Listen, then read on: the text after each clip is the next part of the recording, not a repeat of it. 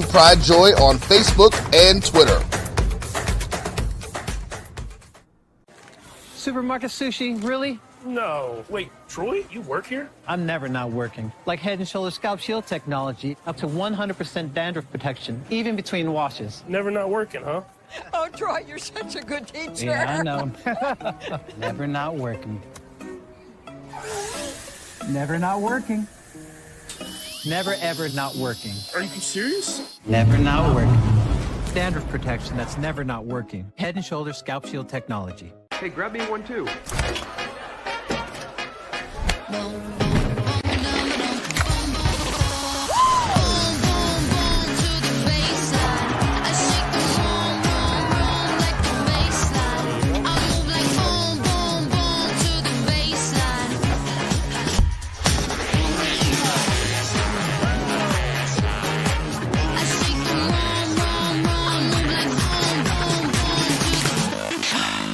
Charmin Ultra Soft has so much cushiony softness, it's hard for your family to remember. They can use less. Sweet pillows of softness. This is soft. Holy Charmin. Oh, excuse me. Roll it back, everybody. Sorry. Charmin Ultra Soft is so cushiony soft, you'll want more, but it's so absorbent, you can use less, so it's always worth it. Now, what did we learn about using less? You gotta roll it back, everybody. We all go, why not enjoy the go with Charmin? This is the Dean of the College of HBCU Sports, Kenyatta Cavill of Dr. Cavill's Inside the HBCU Sports Lab with Mike Washington and Charles Bishop. Come mix it up in the lab where the course lecture is in session every Tuesday from 6 o'clock p.m. Central Standard Time on Facebook Live, YouTube Spreaker, or the BCSN app, as we discuss all things about the HBCU sports culture, including exploring the week that was in the sporting HBCU diaspora, as well as the upcoming week of HBCU sports. With me, the Dean, the College of HBCU Sports, on Dr. Cavill's Inside the HBCU Sports Lab with Mike Washington and Charles Bishop. Course lecture dismissed.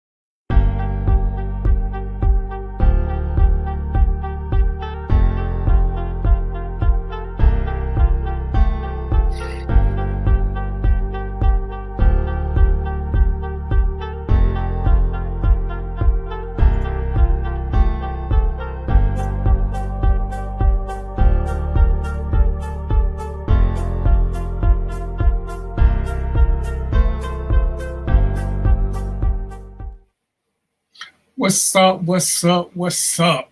It is, what's the day? It's the 20th of November, 2024. Man, we getting there slowly but surely, ladies and gentlemen. We getting there. It's coming. Whether we want it to or not, 2024 is about to be here. Y'all know who I am. I'm DVP. I'm the host of Random Thoughts with yours truly. And I got my partner, I'm gonna call him my protege, but he actually probably a little bit smarter than me. So I'm gonna just use my old man privilege. Call him my protege, Theo Huxtable, coming on in a minute. So we're gonna make it do what it do and do our thing. And I ain't even sure what that means, sir. What does that mean? You gotta, you know, I'm old, man. You gotta talk to me in like old people code. We're gonna have a pretty decent show today. I got somebody coming on to talk about this real estate market, because I ain't a conspiracy theorist, but I do believe that 2025 and 2026 and 27 gonna be a little difficult for some people, especially if they've been having troubles financially lately with everything that's going on. Hoping that it's gonna get better. Shit, this might not be the answer, ladies and gentlemen. I mean, I hope I'm wrong. I wouldn't be mad if I am wrong, but I don't know. So before we get started and get in here and get to getting good, I'm going to do what I'm supposed to. And I'm going to, again, issue an apology for anybody who I offended the past couple of weeks. Because it wasn't my intent to offend. It was just my intent to be as transparent as I can about certain subjects. And this time the subject was how I feel about certain things. And I can only give you my truest feelings on certain things, and that's kind of what I did. So if you took it the wrong way,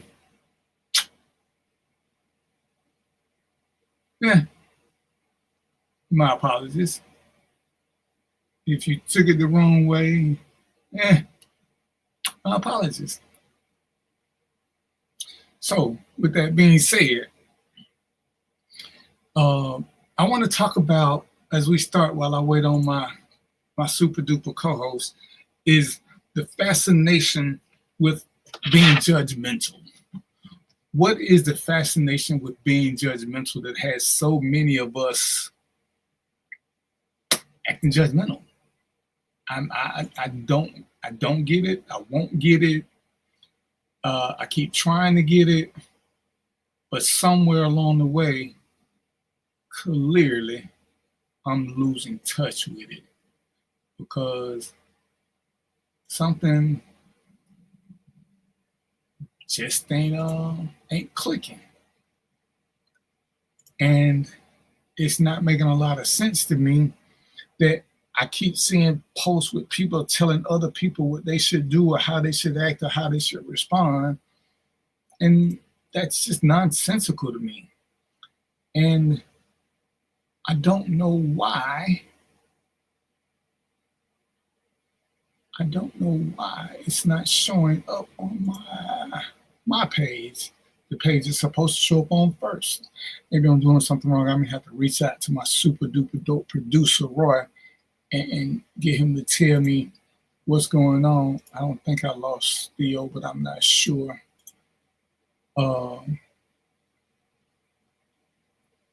So, yeah, why is it we think that we should tell people how they should do things when they're not either with us or concerned about us?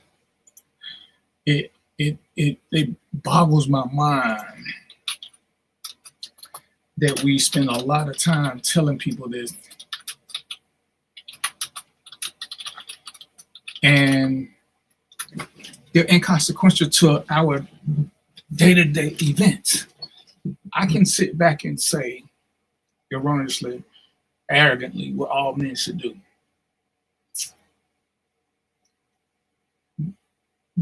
But in reality, I've never dated a man, so how do I know what all men should do?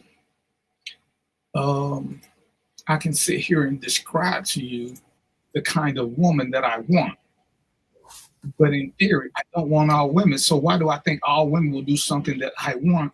And if I'm being totally honest, all women don't want me. So my perspective on this whole thing is biased to what I want.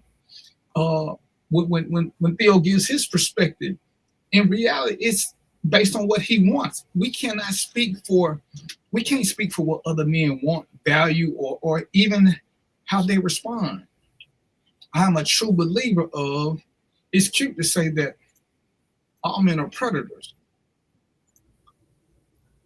but they're not. We know this.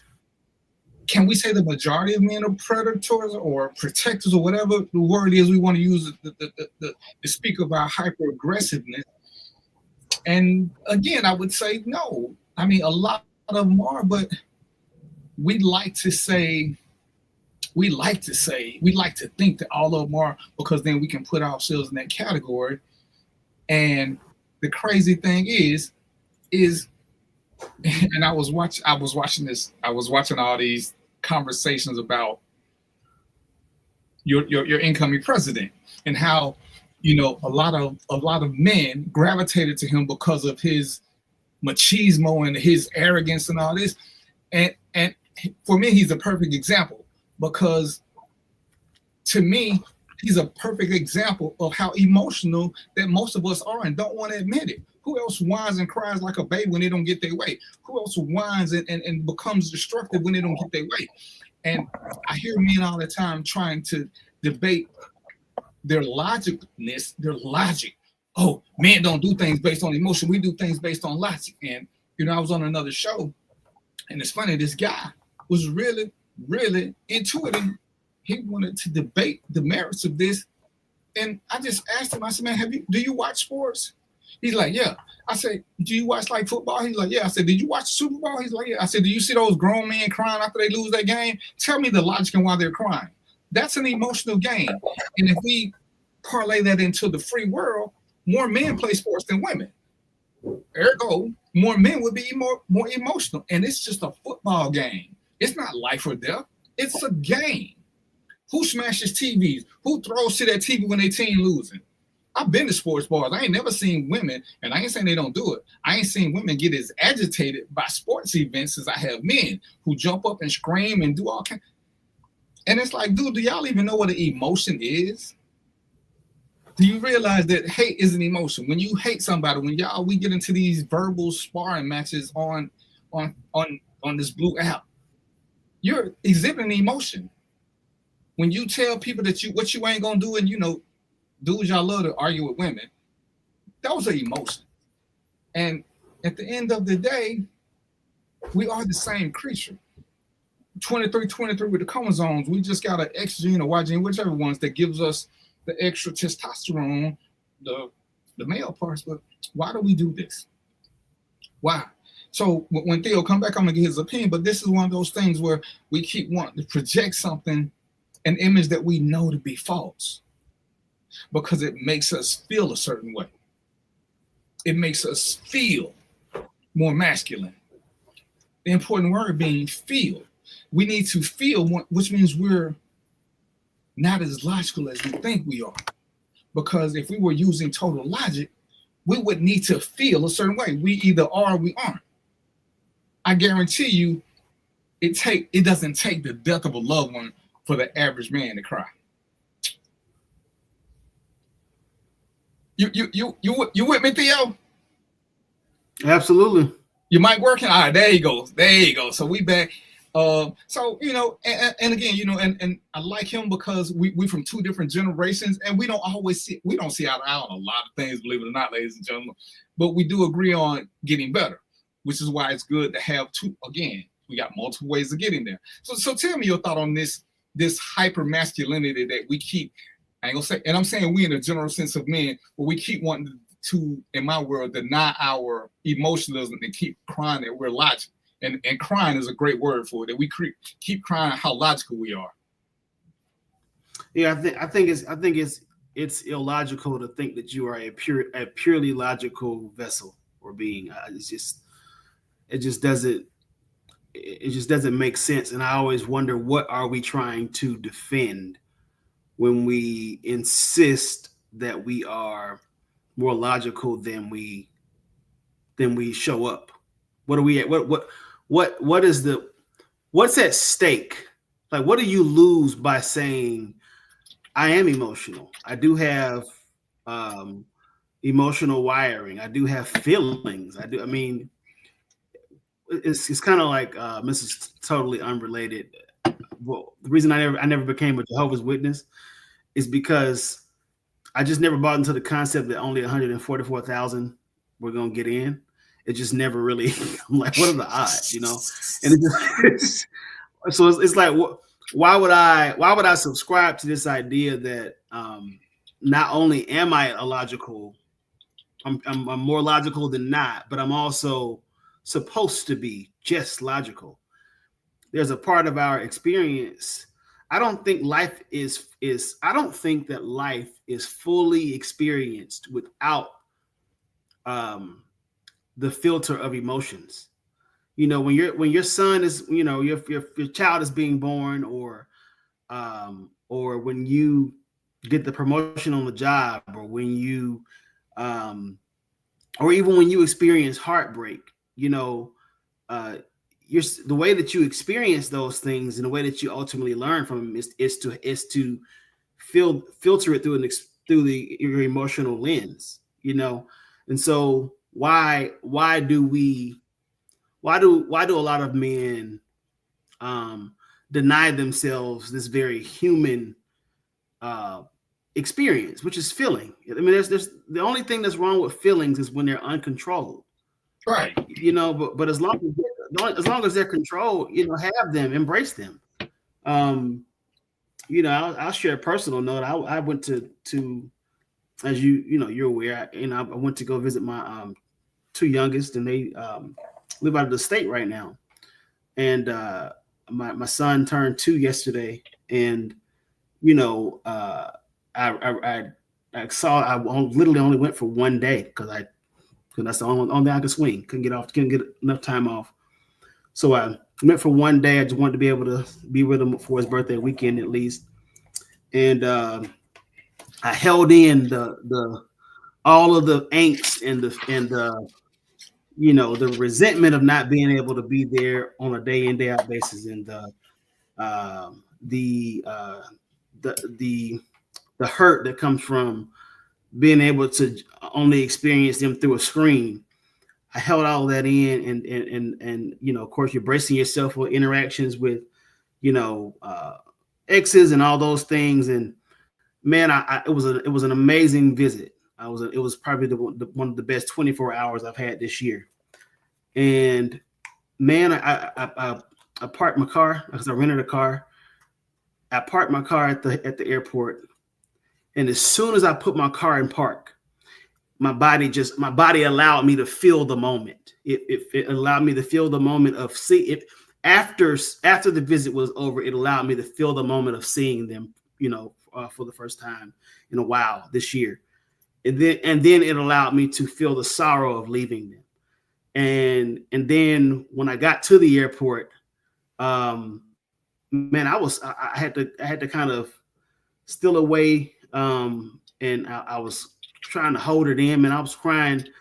I was bawling, man. I wasn't causing a scene or anything. It wasn't uncontrolled, but there was definitely a lot of just stuff coming out. It was a purge.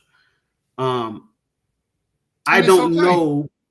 Yeah, right. And it's like, would I be human to not experience that? Like, would I be human to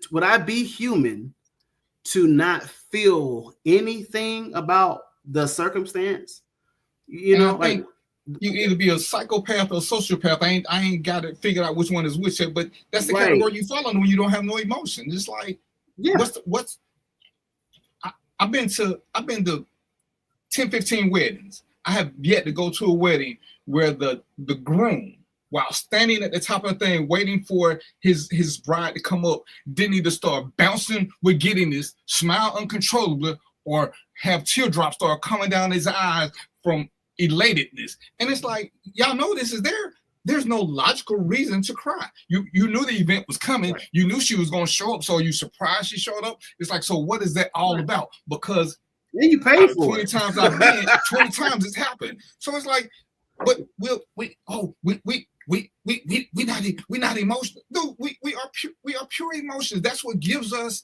You cannot be in my world, and Theo, you cannot be a good parent without emotion. Or when a good person, you can't be a good parent because when your kids hurt, you hurt. You want to fix everything. You can't even be a good partner because you want to fix. And it ain't about logic, because sometimes there is no logic to what we want to do. We just want to make it right. We want to take in the pain. When we see them crying, we ache, we hurt. And when somebody hurts them, we go into destructive mode, which again is a emotional decision. And I tell you, every time y'all say, oh, if somebody do something to mine, I'm killing. I said, so you realize that's an emotion, because there's no logic behind killing them. Because if you kill them, you go to jail, and that means they're vulnerable to payback. So killing is really the wrong answer if you're going to kill somebody who hurt your family, because what's going to happen? You go to jail. But we say it, and it's like every time I hear it, I cringe, because listen, it doesn't take away from your machismo. It doesn't. Most guys who have been there at childbirth have shed tears. or you pace like a Yeah, champ. man. There was something, and Theo used a good word, and sometimes you do lose control of the emotion. What you can't do is lose control of your senses during that emotion. You cry, you giddy, you whatever, you got that restless energy that's got you pacing. You know, you don't go off and do nothing crazy, but you don't have total control because you can't slow your heart down. You can't stop the tears from coming. Even when they come in slow, you can't stop them. You can sit back and hold your head and pinch your nose and slam your fingers in the door, whatever you think you're gonna do to get you to stop. And it's okay to have that kind. You don't want to have the uncontrollable rage, but it's okay to lose control sometimes. Sometimes I think every grown man, I'm gonna use that. We need a good cry, whether it's for good or for bad, because we need to purge that out of our system. And the longer we hold it in, the more sociopathic or psychopathic we become, because we're so busy trying to maintain an energy that's not there. You're gonna get tired. You're gonna die early because you are holding in so many things, and you ain't holding in some of the toxins, because tears help cleanse your body. And why is it we want to hold on to this so bad? To man up. And it's crazy. And I was on talking. top of Go that, ahead. I was going to say, you will kill the people around you. You know, I remember, you know, and I actually in the moment, you know, in the airport, I felt shame. It was a part of shame, because I still feel ashamed for crying, because when I was a little boy coming up, my dad wasn't having that. You know, right. Like I remember, you know, I only cried in front of my mom. My dad was not having it. My dad's the most emotional person. He's the most emotional I've ever seen him in his later years now. But I felt shame in it. Even I always feel shame when I cry. But you will. So imagine requiring others around you to not be essentially human, and the kind of impact that has on them when they don't feel the release or the level of comfort to show up fully, to just, hey, look, man, this hurt, or I'm happy, or I'm confused, or all the different things. Not just crying, but just being expressive and giving and coloring your thoughts with. Right. That's the reason, you know, when they say, you know, would you date someone like you? No, because for the longest, I was fighting the whole emotion thing, because I was trying to appear this, and you know, I'm gonna find one of my pieces and play it for you guys. But one of my favorite spoken word pieces is "I hide my tears from the crowd by smiling," and it goes to why, you know, the guy, he loves the rain, because you can cry in the rain and nobody will ever ask you what's wrong, because they don't know you're crying, but you need to get it out. The best time to do it is you can cry in front of everybody when it's raining, because nobody knows then. You can just let it flow freely. And it's like, but why do we feel that? And you know, there's a point as we're maturing, and I want to say it's a maturity thing. As you get older, you care less about what people think, and it's crazy now, because now I'm shit. Don't get mad, people, but now I'm a girl. I cry about damn near everything now. You know, I didn't cry damn movie when I was growing up. Now, shit, man, now if I watch Ghost, I'll cry. When I watched it the first time, I was like, that's crazy as hell. But you sitting there and you're playing a role, because that's what you're supposed to do. And it was why I took great joy in my kids and the women I dated, because I like seeing that emotion in them, because I was emotionally stunted and didn't understand all of it. And if I'm being totally honest, I was probably a little bit psychopathic, because I couldn't do certain things. So I was so restrained that I couldn't. I would say now that I'm almost 60, I would say there was a great portion of my life that I truly never got to enjoy, because I was so busy trying to be somebody for everybody else that I thought I was supposed to be. Because, you know, you got to be strong, you got to be this, you can't do this. Well, when do I get a chance to, oh, no, real men don't cry. What the fuck do real men do? Oh, that's right, we die early because we stress from holding so much shit in. No. We die early. Right. That's it. That's why we die early. Yeah. You know, and you know, and that's why, as much as we hate to admit it, that's why the studies say that we live longer with a partner than we do without. Because the longer we don't have one, we repress our emotions even more, because we can't admit that we're lonely. We can't act like we need company. And one of the most basic human needs outside of, you know, just living is contact. You know, they've done the studies where babies who get the kangaroo will survive much longer than babies who don't, because that's one of them things that all humans need. They need the contact, no matter how much of a loner you think you are. The most introverted person will still find a way to be around people. They may hide in a corner, but they still need that interaction. They're gonna shake somebody's hand. They may not talk, but it's a basic need, not a want. It's a need, and we need to have that to thrive.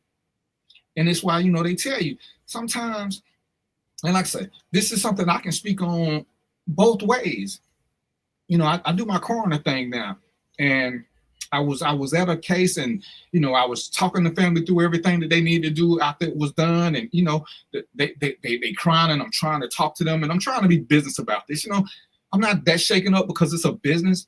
And the grandmother, she was like, when they was getting ready to leave, she was like, "Can I hug you?" And I was like, you know, normally I don't hug people because this is business. I don't want, but she just looked like she needed a hug, so I hugged her. And I gave her a good hug like you're supposed to give. And she was like, you know, "Thank you." She said, "I really need a hug. You gave me a really great hug, and I feel better about it." Because sometimes you don't ever know what a hug can do. Because I've been hugged by people before, and I felt the weight leaving me. I felt a release. I felt the tension just going away because they didn't give me the little church hug. They hugged me, and the hug said, "Relax, I got you for a minute." And it's like, shit. Right. Now I see what people talk about when they say, "Oh, you know, get with so-and-so, they give great hugs." There's nothing dirty about it. It's just that the hug is so comforting. And you feel so relaxed. And it's like, shit, I get it now. I get it. But when you're young, you know, you don't get it like that. Uh-oh, we got another guest in the show. Let me just say this before I get in trouble. It looked like Roy trying to come on, but he just trying to make up before the end of the year because he came on Theo's show. He don't deal with me no more. You know, he treat me like a stepchild now. I'm calling it elder abuse on it because, you know, everybody like to shine a new toy. So now that Theo here, he'll come here with Theo. He won't deal with me no more. So I just want to put that out there before he show up and start talking trash. Y'all see how he do me? Look, first off, my videos off. My wireless internet isn't all that good right now, so I definitely wanted to jump in because, you know, you talk about this whole emotion thing. You know, this is a conversation that we've had for years, and you know, I'm the emotional one in the crew. I don't even try to hide it. You know, and I tell people that's only human. And that's part of the problem that we have with these unrealistic expectations of how Black men are supposed to deal with life. Because we can't express this stuff and we can't do certain things. I'm also on a limited time, but I want to jump in because this is a real conversation we have got, to figure out how to get better with, man. We can't keep saying this stuff and not allowing our men to be able to release stuff.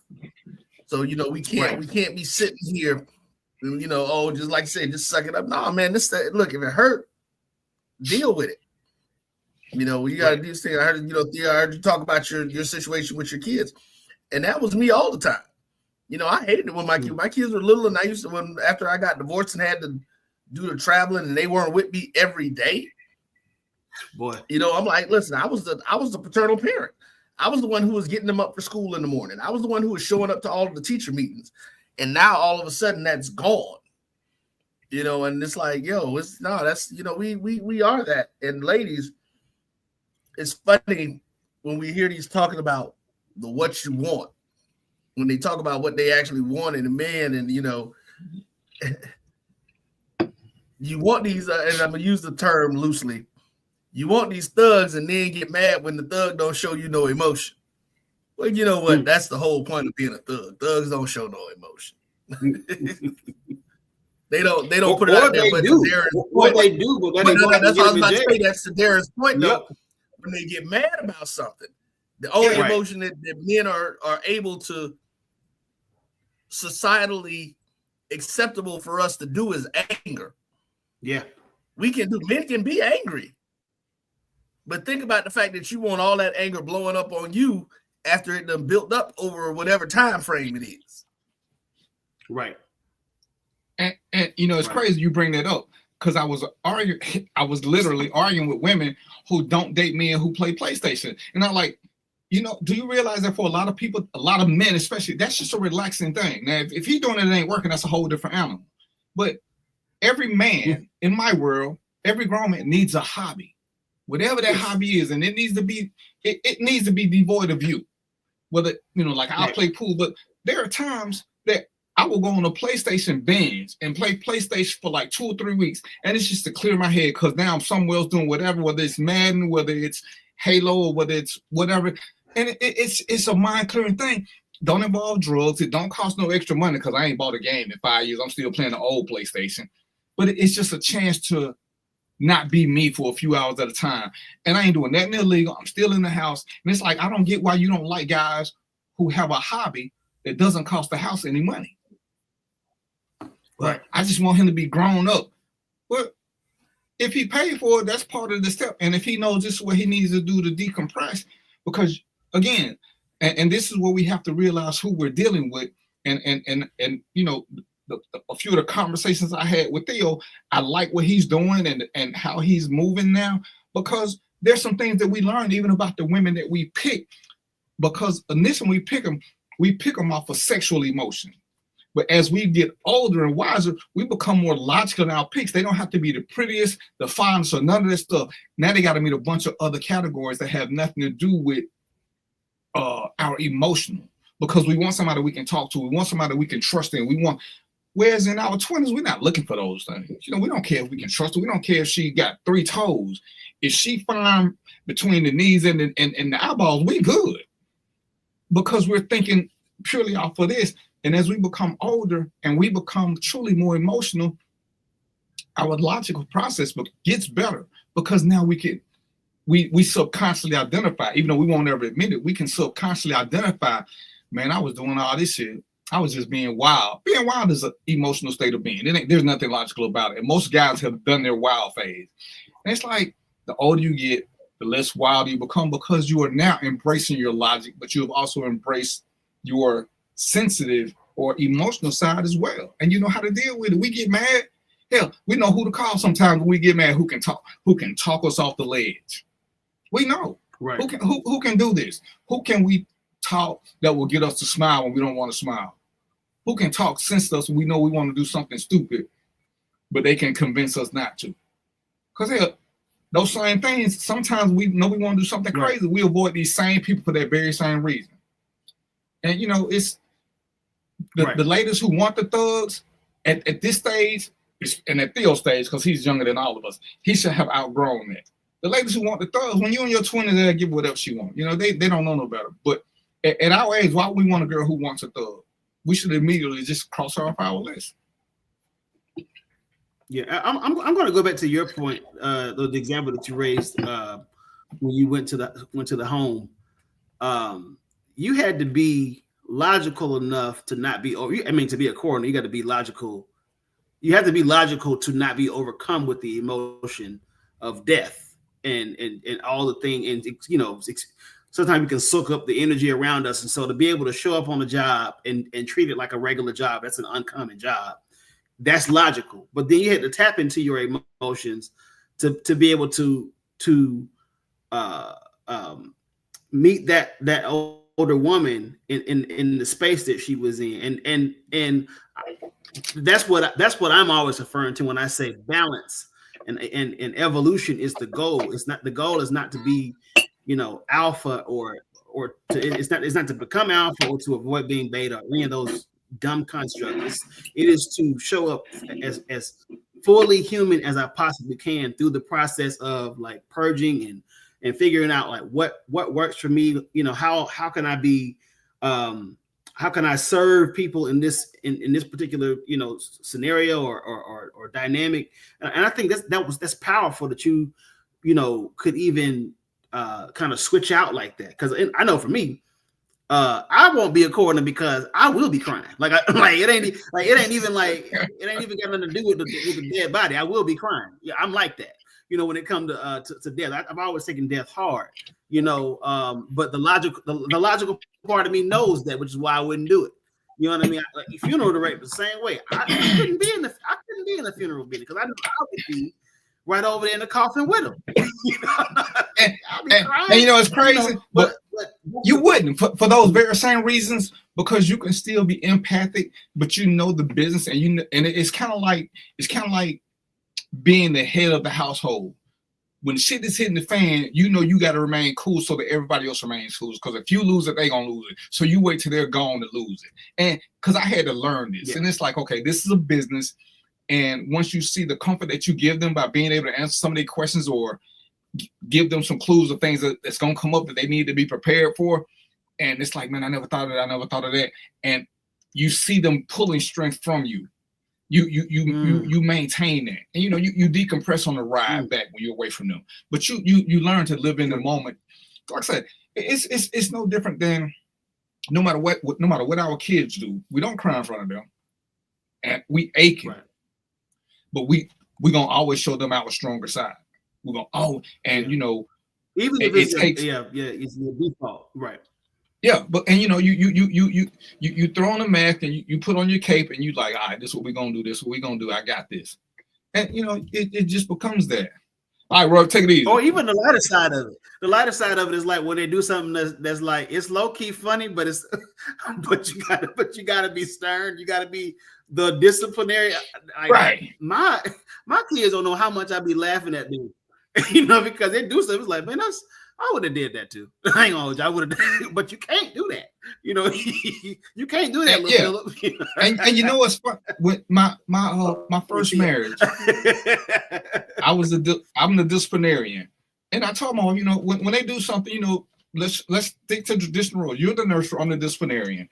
And I came home one day, my daughter had did something in school, so I came home. You know, they know the rules. If you did something wrong, if you don't lie, you won't get a whooping. If you lie, you get a whooping, but you're gonna get a punishment. And so I get home, and I'm getting ready to talk to her about what happened, and you know she was so fun. She was so serious when she came to me, and she was like, she said, "Daddy, this is what I did." She said, "I told her and I deserve a whooping," and she said, "Mommy whooped me, and I told her not to." She said, "And it didn't hurt." So so she said, "I still deserve another whooping." How you gonna whoop somebody after that? Because I said, "Why you hit her?" She said, "Because I was upset." And I said, "Well, you know I can't whoop her." And she said, "Yes, you can." She said it didn't hurt. I said, "She can't get two whooping for the same offense." And you know, but when she said it didn't hurt when her mama did it, you sitting there and you want to have a real conversation. But what you gonna say? Our 5-year-old says you couldn't even hurt her when you whooped her, and you were mad. Don't do it. And she set the house on fire one time, cooking French fries, and we were getting ready to have hamburgers. And she came up and said, said, "Mom," she said, "Daddy, can we just go to McDonald's and get some French fries? Because we don't want Mommy to burn the house down again."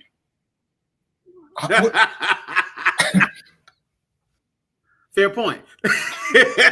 You know, so now I got to bite my lip because it's hilarious at this point. Because, you know, they said it with such innocence and it's factual. And she was like, "You ain't going to say nothing?" I'm like, "Yeah, let's get girls, go to McDonald's." What am I supposed to, you did burn the house down. You tried to cook fries last time. I can't argue with the logic. She just don't want the house burnt. That's not funny. If you saw that on TV, you would laugh at that. Yeah. She said, "That's not funny." I said, "Well, for real, it is. I just ain't laughing because I don't want to say it again, but it was funny."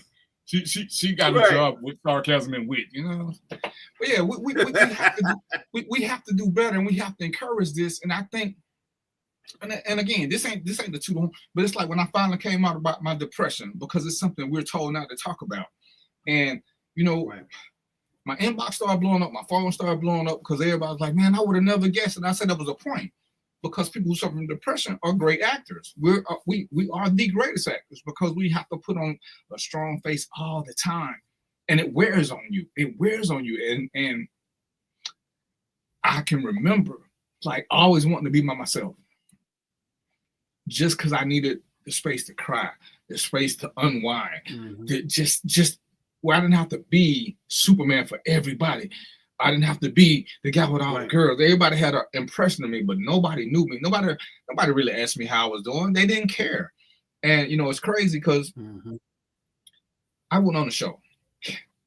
One of the second shows I did when I came out of my depression with people I know. All of them said, "Oh, man, I'm going to check on you. I'm going to check on you." This was probably 4 years ago. I will tell you to this day, not one of them has ever called me. And I tried to tell them, man, you know, even especially with something like this, and we'll talk about this later. But don't tell a lie. I hate to see them posting like, oh, if you need me, reach out. It's bullshit.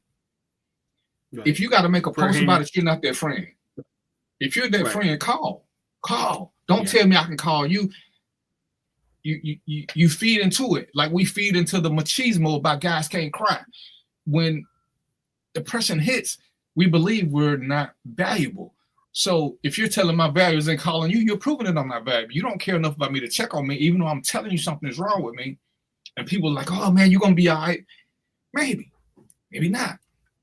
And like I said, and this is why I love Theo, because unfortunately we've been extremely vulnerable on the show. Hell, we cut one show. We cut one show early because hell, somebody walked in the room and gave both of us a big ass bag of onions.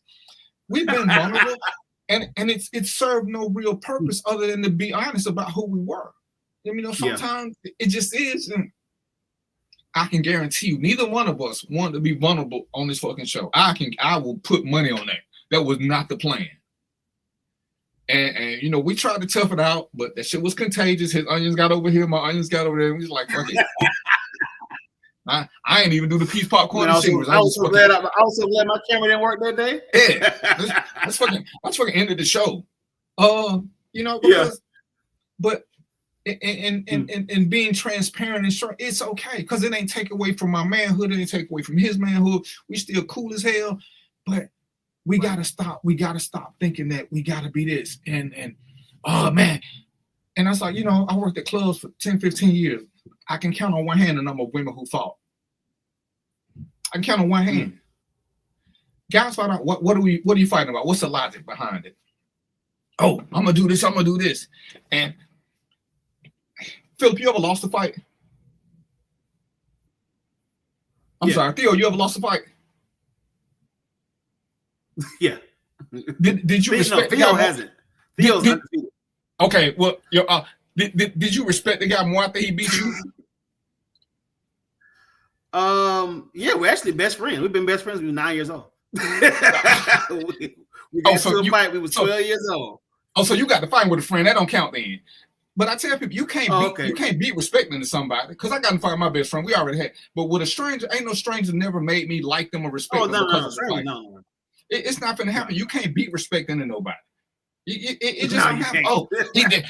I'm gonna get my respect not by whooping somebody's ass. You ain't. How you gonna get as an enemy? That's it. Yeah. Oh man, yeah, I respect. And it's crazy. The flip to that is, I earned some respect again. One of my jobs, a guy I met him on. We bumped into each other on the street, and he walked up to me. He said, "You don't remember me, do you?" And I was like, "Nope." So, you know, instinctively, I put my hand on my pistol because I don't like people walking up to me. He's like, yeah, he was with a girl. He said, yeah, he jumped on me when I was in the jail. I was like, oh, here we go. I don't fight fair in the street. In the jail, I fight fair. But on the street, it's high-speed stainless steel. And he said, he grabbed this girl's hand. He said, this is a good dude right here. He said he beat my ass by himself. He ain't called nobody. And when it was over with, he didn't have no animosity. He ain't swinging that. He bought me a trade. And that was it. I was like, oh, okay, that's what's up. And he didn't respect the fact that I beat him up. He respected the fact that I didn't go into police mode and had a goon squad. You know what he did was wrong, and he swung at me. So you know, it was like, hey, that's and in that it wasn't a fight that made him respect me. It was the way I handled the fight. Because most of the time, cops call everybody else. Oh, we're gonna beat him down. Well, I didn't take his swing personally. I knew something was wrong with it, but again, you know what he couldn't do? He couldn't come to me because he told me later he couldn't come to me and say, "Yo, officer, man, my girl just dumped me. Can you put me in a room by myself so I can cry for a minute?" Because you know what more officer would have did? They would have outed him, and he felt like I would have outed him at the time. Because once the fight was over, when I put him in there, he came clean because he didn't swing hard. He just swung, and to me, there's no difference. I don't wait to see who swing hard. And he was like, because he apologized. He's like, man, I ain't really want to fight you. I just need to get out of the room. And, you know, he gave me the story. We talked for like 30, 40 minutes. You know, his girl called him on the phone and broke up with him. And she was with another dude who he trusted. He was heartbroken. But he can't cry in the jail cell because then all the inmates, his roommates, is going to pick on him. And it's like, damn, you know, if he would have just had enough faith to come to me and say something, all this could have been averted. But it's our society that we don't allow that to happen organically because we feel the needs. Man, Trina got mad at the dude when I started talking about my depression. And a tear came out my eye. And he's like, man, what you crying about? Ooh, you should have seen her jump on there like a mama bear. And she was like, she banned me from talking to him. She's like, how you gonna try to clown him when he telling you about his depression? You think he's supposed to be happy talking about his depression? And I didn't mean no harm. And it's like, yeah, it's like when people say you're a little something, they swear they don't mean no harm, but subconsciously they do. So you can't call my show a little show. We got a show. You don't. So you can't. Now, if you got a show on TV, you can call Random Thoughts a little show. Joe Rogan. It's a little show. But if you ain't got one, don't disrespect. Don't disrespect it. You know what I'm saying? Why you feel the need to put that in there? Right. I'm doing something that you want to do, but you can't do. Oh, I could do it. Okay, but you ain't. And I had to learn to start listening for those little things because I did, and I think about the times I did subconsciously. I was throwing shade at people. I wasn't doing it intentionally. At least I thought I would, but I realized most people who I said something that was little, I didn't have as much respect for them as they thought I had for them, and I had to check myself. And I was like, okay, everybody may not mean they may be doing out of habit, but let me check people when they do it. Let me just check them when they do it. Let me evaluate where we really are, because it is one of those things. But we have to do better as men. And it's like, I seen the post that said, ladies, if a man cry in front of you, that really means something. And I want to give it some validation, but I can't because sometimes we don't have no control over that. Now, if he can cry to you and have a heartfelt conversation, that should mean a lot. But just him crying, sometimes you can't help who you cry in front of.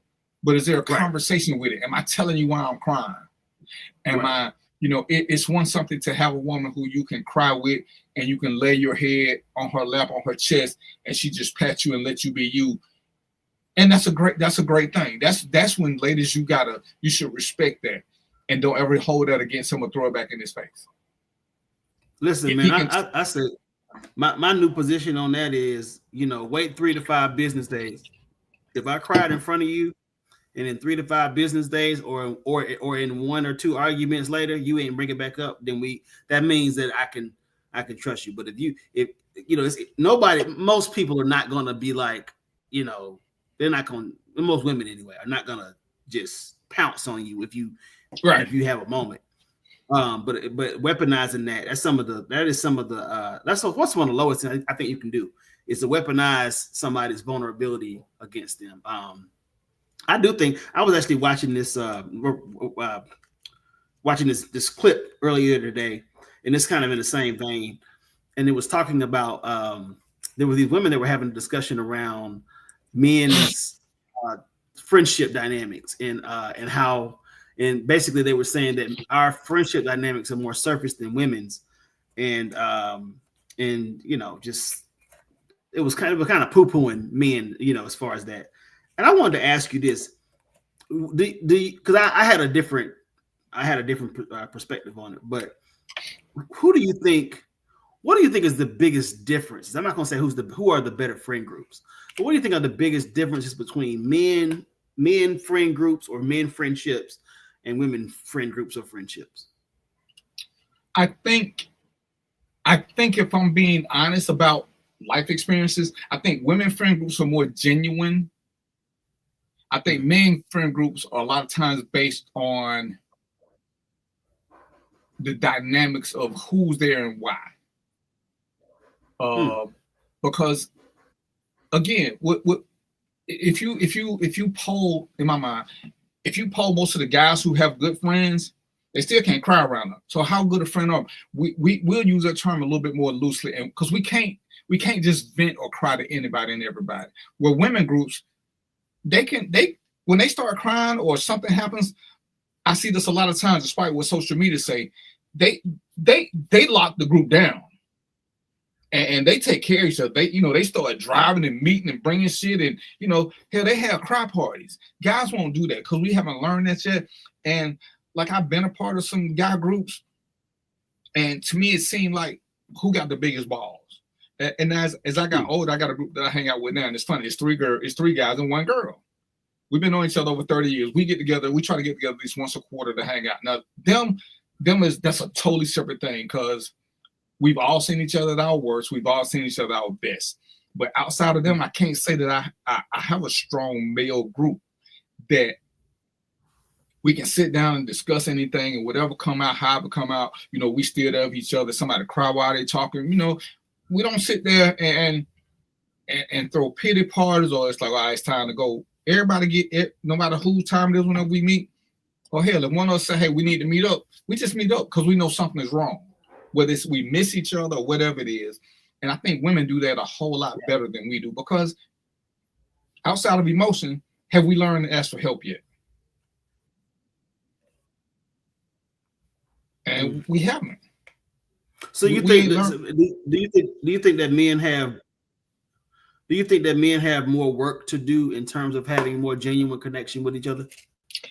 Yes, because we haven't. I don't think we've learned to be honest with ourselves yet. We're still believing that we gotta be something that we're not. It's still hard for most men to admit that they're not alphas, and it's okay. Every man is not meant to lead. And hell, truth be told, I don't even want to be an alpha because, to me, based on everything, alphas are selfish. Alphas are selfish. Alphas are only concerned. You still there? My screen's went black. You still there, Theo? I'm here. Yeah. Okay. I'm like, everything went black. I'm still here. Yeah. I hear you. But yeah, we still don't know how to identify ourselves yet. Where women can be transparent because it's okay for them to be that way. I had a friend who loves to kiss me, and it took me forever to learn to accept that. Cause I'm like, dude, quit kissing me. Because I'm in cheese mode. It was never an affectionate kiss. It was just a kiss I was uncomfortable with because, I mean, hell, at what age do we stop kissing our boys? If we ever start. Yeah. And I did. Relationship Islam by any chance? Nah. He was just and the crazy thing is he was a fighter. He was a fighter. Oh, if something happened, he's swinging. Cool as a fan, laughing all the time, but when the fight got, the smile went away, he was down to business. And he was one of the first dudes who would always be like, man, I love you. And I'm like, well, stop playing. And as we got older and older, I love him too. I just wasn't as free as he was, but he grew up differently from me. And it's like, I wish I would have had that, where I could just go around telling guys, hey man, I love you, and not be joking about it. You know what I'm saying? Right, for sure. Like, I really genuinely love you. Yeah. I genuinely love you like a brother. You know what I'm saying? If you needed something, I'm gonna be there.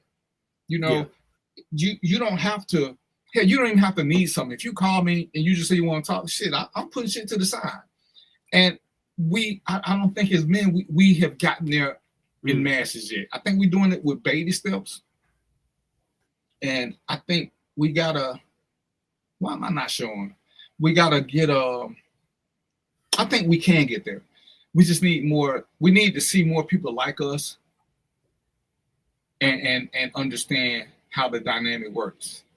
And I do think that there's definitely some growth and some evolution that needs to take place. My contention on that point was the post was I believe that women have more intimate relationships, but I think that men have more enjoyable relationships, which is why you tend not to have men who say, I don't fool with other dudes like that, but you're gonna always hear women. You will often hear women say, I don't really mess with females like that. But to your point, when they're there, they are overly there for each other, and maybe that's why some of the stuff when you observing women support each other genuinely is one of the most beautiful things that it is. You could witness. But observing women take what's shared in those moments and drag each other with it is also one of the most terrifying things because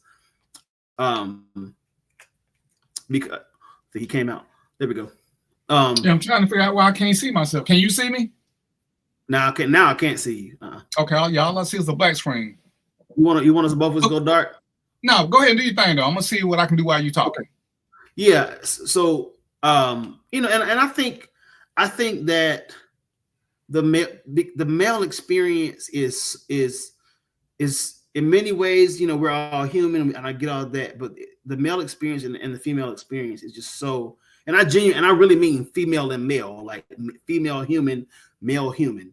It's same, but it's so distinctly different that we have a lot that we can learn from each other. I know for me, and I always go back. This is one of the most pivotal moments in my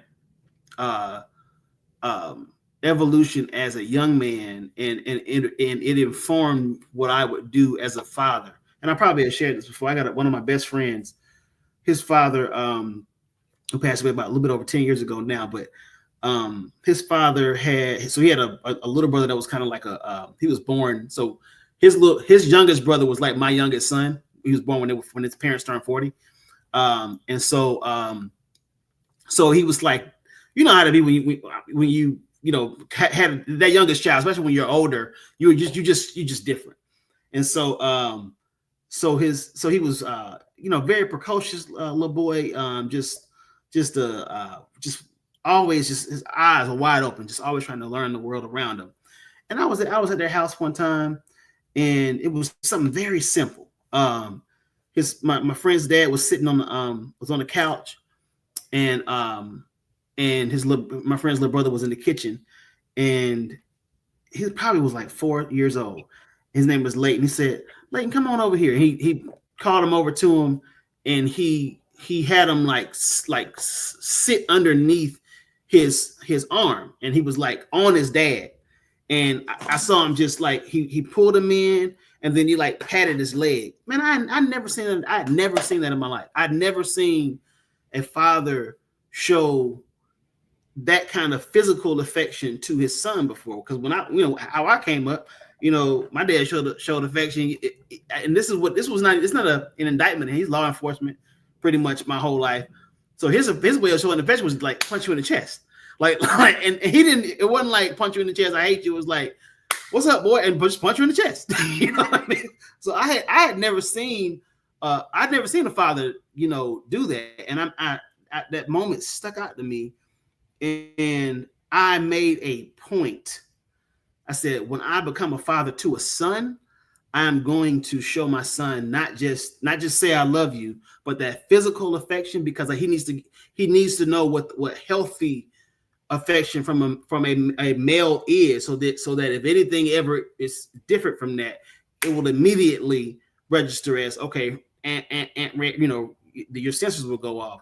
And I think our interactions with our father are so critical, and they inform so much of who we are and who we become as older, as young men and older men, And I think, I say this all the time, we're kind of in this cultural reset, and everybody's challenging everything, challenging all the gender norms and all these different things, and it gets a little wild out here. It has gotten wild out here. But I think we're going to see a return to balance. I'm not making a political inference here, but I think that because we've run the gamut in terms of like, okay, how far can this gender role, understanding of our differences go? I think we've run the gamut, starting from the sex revolution of the 60s all the way through now. And I think, men in my, we have had to be, it's not only the pain of whether, maybe your father was there, but he was emotionally absent, or your father was physically absent, or whatever. The pain of that has made us more emotionally engaged fathers. But I think the next wave of that is like, okay, how can we like have balance to all of this stuff? And what I hope, and going back to the friendship thing, what I hope is that it translates in our male, adult male friendship dynamics, where we don't have to your earlier point, you can have a homeboy that's like suicidal, and y'all be on group chat joking and shooting memes, the whole day, and you don't even know that joker is suicidal. And I think that a lot of times I think men are we're still trying to figure out what is that. When do I get to be just everything to my homeboy? Like when I say everything, when do I get to take off all of the machismo and all of the whatever and not be on some, you know, pause or, you know, no homo? Like, no, I'm talking about like, no, this is real. I'm hurting right now. I'm in pain right now. Right. And it's tough. It's tough to navigate that. You don't want to lay that. You don't want to lay your burdens at the feet of you know, your homeboy, because you know they got their own stuff going on. And then there's a safety factor too. You know, you feel safer. You know, like, you know, your mom makes you feel safe, and then, you know, maybe some other female relationships, you know, aunts and maybe some sisters will make you feel safe. You know, in a good dynamic. We're nurturers, right? Yeah, we're not. Know how. And you know, as I'm listening to what you say, it's like, and one of my closest friends, his sister just died, and I called him, you know, to check on him, because hey, you know, I know who you are. You're the oldest in your family, so you're gonna have to do all this and this. You know what I'm saying? Do we need to go out for a drink and do this? And I heard it in his voice. You know, I heard the fakeness in his voice, and this is where we have to do a better job of reaching out. And it's like I tell people, texting is fine, but there are times when you know or believe something is wrong. You need to hear that voice. You need to hear, because when if I call you and you're going through something like, hey, what's going on? You be like, I'm good. You're gonna lie to me.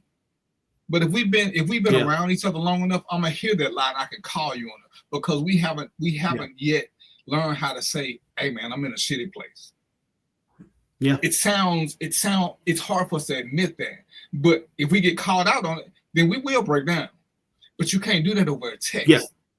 And this is where, you know, I tell people it's cool to stay in touch with text, but every now and then, you know, I see some shit on Facebook. I need to call you. What's going on? Let's talk for a minute. You know, and go from there. Because sometimes, like I said, a good 30 or 40 minute conversation sometimes is all somebody needs. Sometimes, you know, I tell people, hell, I've been suicidal, and I gotta call it the right time to put me in a different frame of mind.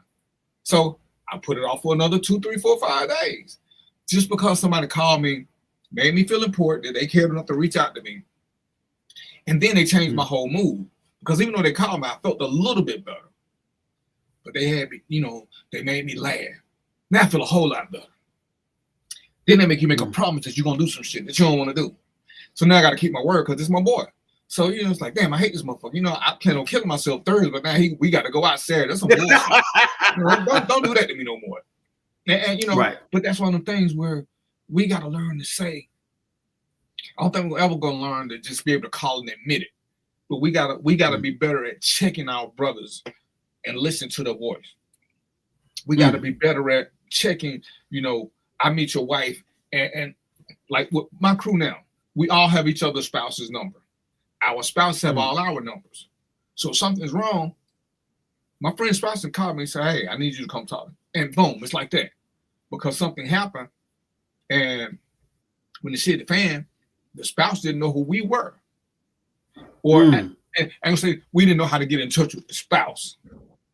Because we got each other's number, but we ain't got nobody's significant other number. So now we don't know what's going on. We got to keep finding that shit through Facebook. And it's like, all right, this is what we got to do now. We got to do better about this, because we should all got individual calls. You know, it's fine in hindsight to tell, but now that we done had this issue, we need to do better. And it's like, as we learn those things, we can become better people. But again, it's something that we have to share so that other people can prepare for this and say, hey, this is what we got to do now. Hey, they did this. We need to start doing this too. Yeah. We got a core group. You know, we aces and we down like 4 flat tires. Like, can Dominique call me and say, hey, Philip feeling bad? If she can't, then are we as close as we say we are? All right. We're gonna finish this, because I got my super special guest on here, Robyn. She used to be a photographer, but now she's doing big things. So we're gonna take a break, and we're gonna come back and talk about this housing market, because she putting up some good stuff, and I gotta fuss at her. And y'all know how we do this. I'm gonna fuss at her on here first, because I gotta do it face to face, but she can't hit me, because y'all know women kind of violent. They love to hit you in the arm and say they playing, but they be hurting. So we're gonna take a quick break. She already ready. She's smiling. And let's see. Hold on. I'm gonna play. Which one of these commercials should I play? I'm gonna play the one that's gonna lead into what she doing, because I actually have a friend who does financing. And as we tell the story, I hated him because he had me doing so much to get this great interest rate on my house. I cussed him every day. I cussed him. I truly did. I cussed him out every day, because every day he wanted me to do something to get my credit right, to get this right, so he get me a great interest rate. And I was like, man, fuck, I don't want a great interest rate. I just want you to just sign the paper and do this. But now that I got a great interest rate, I ain't nothing but happy. So we're gonna take like a quick 30-second break. Get your adult beverage. Theo, get your questions ready, because she's gonna tell us what we need to do to get a house in this upcoming economy. And we'll be right back, y'all. Let's do what we do. I love Atlanta, a city in the forest. Hi, I'm Jeff Cleveland, seasoned loan officer in the Atlanta market. And whether you're buying a new home, refinancing to do debt consolidation, home improvements, or just to lower your payment, give me a call. I'll ensure that you're treated with dignity and respect, that you're informed throughout the process, and that there are no surprises at closing. Give me a call and let's get started.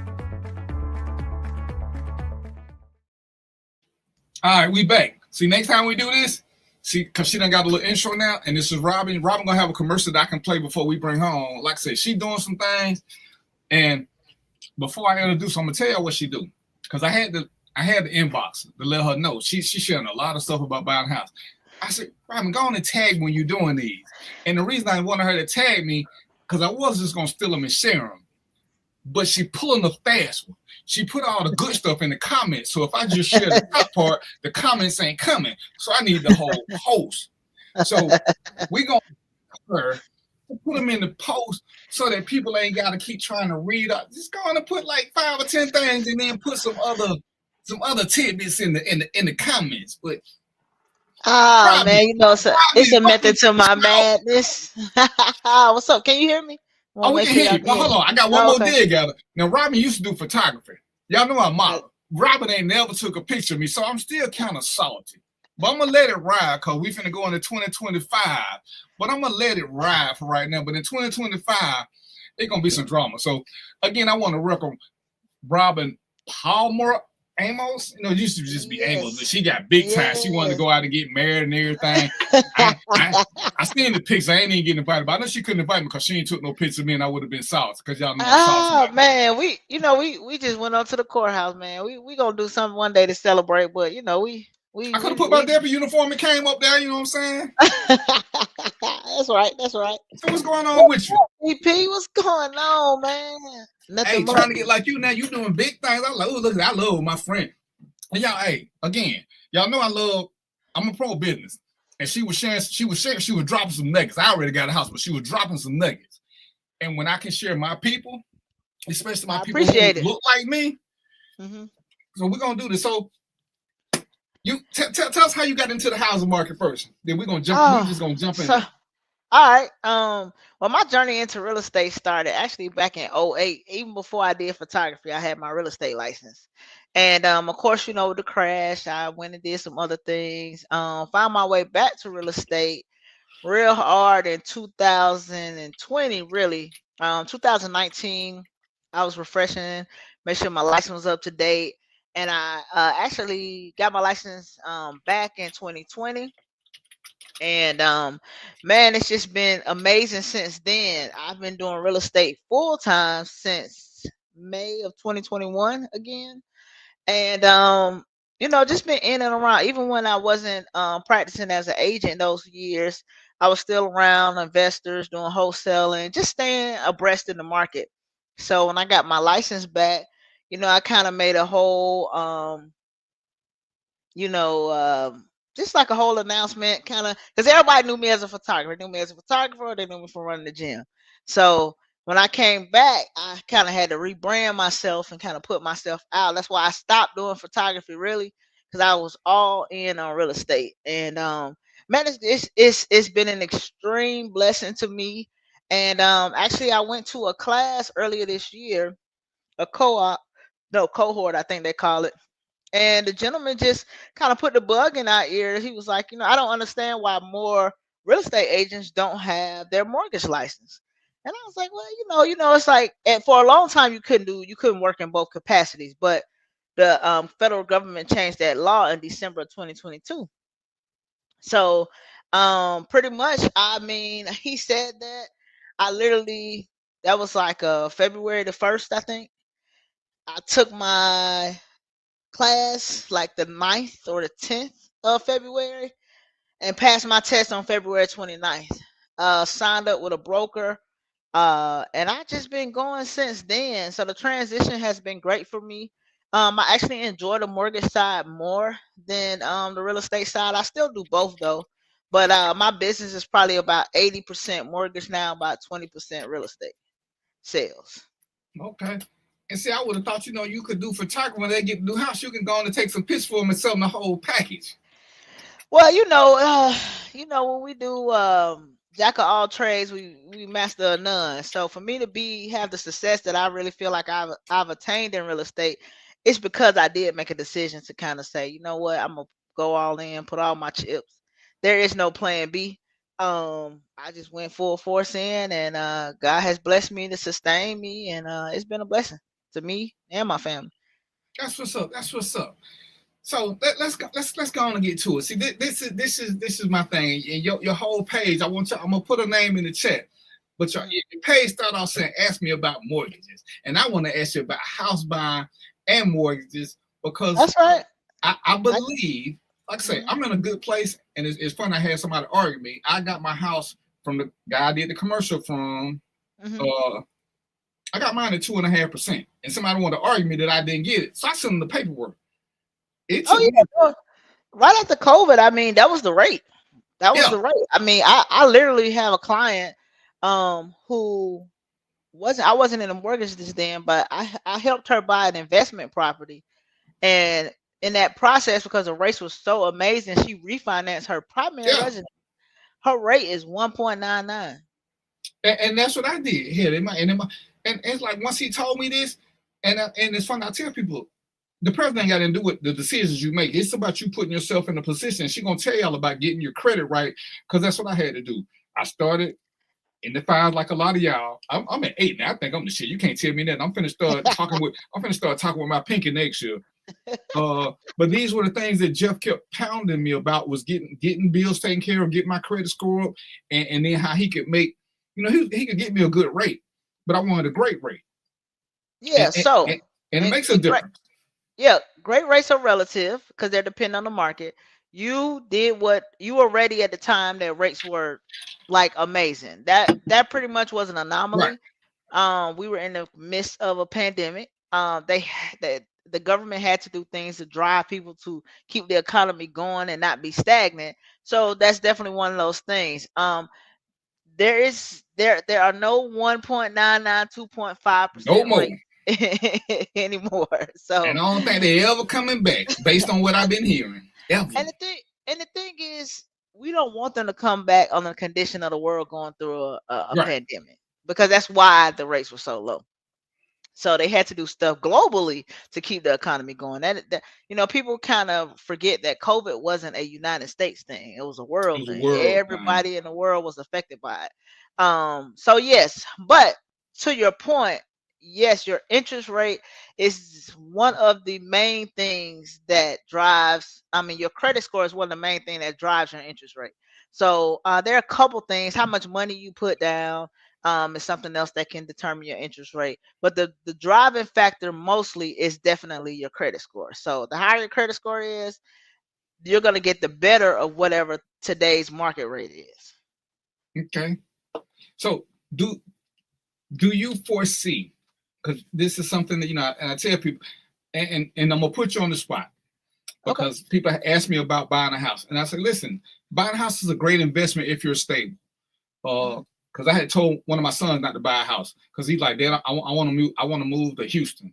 And I was like, he's like, I'm going to buy a house and then I'm going to be gone in a year. And I was like, everybody I talk to, if you ain't going to be there at least 2-3 years enough to get your money back, buying it and then running off somewhere else ain't as easy as people make it seem. So if you're not stable, for a lot of people, renting an apartment is still the better option until you're going to be somewhere for a few years. Because just trying to buy and run, Yeah, so I don't so it just depends. Everybody has a different, and well, this is one of the things that I do on my mortgage consultations. I really try to talk to my clients to kind of see what's your goal, what's your plan. One of the main reasons that you want to stay in the house for at least 2 years, because if you try to sell it after a year, you will be hit with what they call capital gains taxes. So even if your house say appreciates a lot, you move to an area that's popping and it appreciates a lot. Say you get $60,000 appreciation in 12 months, which is amazing, depending upon the size of the price of the house. Right. Yeah, you're gonna pay a lot of that back to Uncle Sam. So there's a law in place that if you stay in the house 2 years and a day, and then you sell it as your primary residence, you don't have to pay any federal or state taxes on whatever money you made. So that is the reason that you hear people say, "Hey, you need to stay in the house at least 2 years." 2 years is and it's just hard because um after really the first year on your mortgage, you definitely are only paying interest. You are not touching your principal at all. Right. If people were to look at their mortgage statement, it breaks it down. It lets you know how much of that how much of that mortgage is going towards your principal and how much of it is going towards interest. Right. So yeah, I don't recommend it. And I tell people it's a good time to buy a house when they are stable and they can afford it. I don't lead my conversations with interest rates because interest rates change literally every single day. So my goal is to say, what can you afford? Then I can tell you how much house you can buy based on what you can afford. So obviously, when you got that great rate, somebody $2,500 a month went a real long way versus now where their $2,500 a month will go. But if you can afford in your income $2,500 a month, and the houses that you are okay with are $2,500 a month, then it's a good time to buy. We can't time the market. It really has to be based on where you are, the preparations that you've made. And the thing is, if you're not paying your mortgage, you're paying somebody's mortgage. So at the end of the day. Yep. And one of the reasons I came to you after I was looking at your post because I caught the tail end because I ain't on Facebook like I used to be, and that's why I said just tag me so it'll come up. Because when I started looking through your things, I was looking, and I like that you weren't sweating people, telling them they got to come to you to get this. Because I don't like when realtors say you got to do this, you got to do that. Because that ain't my vibe. Everybody ain't built to have their own house because having your own, like my mother. My mother don't want to do yard work, don't want to do maintenance. For her to do one, it means I got to do a lot for her.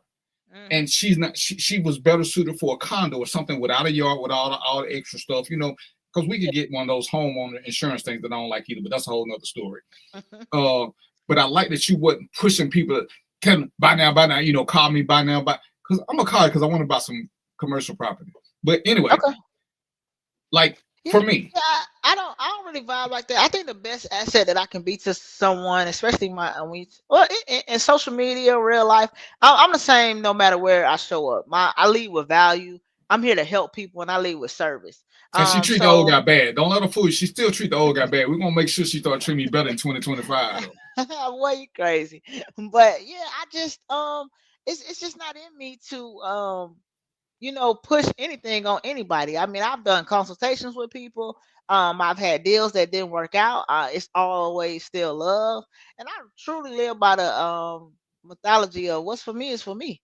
I'm gonna work hard. I'm gonna treat people good, and I feel like God gonna reward that, like He's already been doing. So there's no need, and there's so many people out here who simply just don't know. So my goal with those posts are really just to break it down into like the most elementary status possible and help people understand the process. So whenever they are ready and they decide to call me or not, whomever, they can have a little bit more knowledge stepping into that time in their life. And that's what I like, because you're sharing the information, you're sharing it freely. Like one of the things I did once I got in a better financial place is I pay my mortgage every 2 weeks. I split it in half, and then I just add that. And whenever I got some more, I just throw another one in there. But I pay it because paying it every 2 weeks, what does that cut off? How many years does that cut off on a conventional 30-year loan? Normally if it equaled out to like an extra payment, one extra payment a year can take 7 years off of your mortgage. So Okay. just think, so that makes a 30-year loan automatically 23 years. Right. So if you're paying, yours probably equal out to maybe 2 payments a year. You probably can cut your mortgage in half almost, Well, simply by doing that. yeah, because I already pay more than it is. Mhm. Because when he refinanced me, it dropped.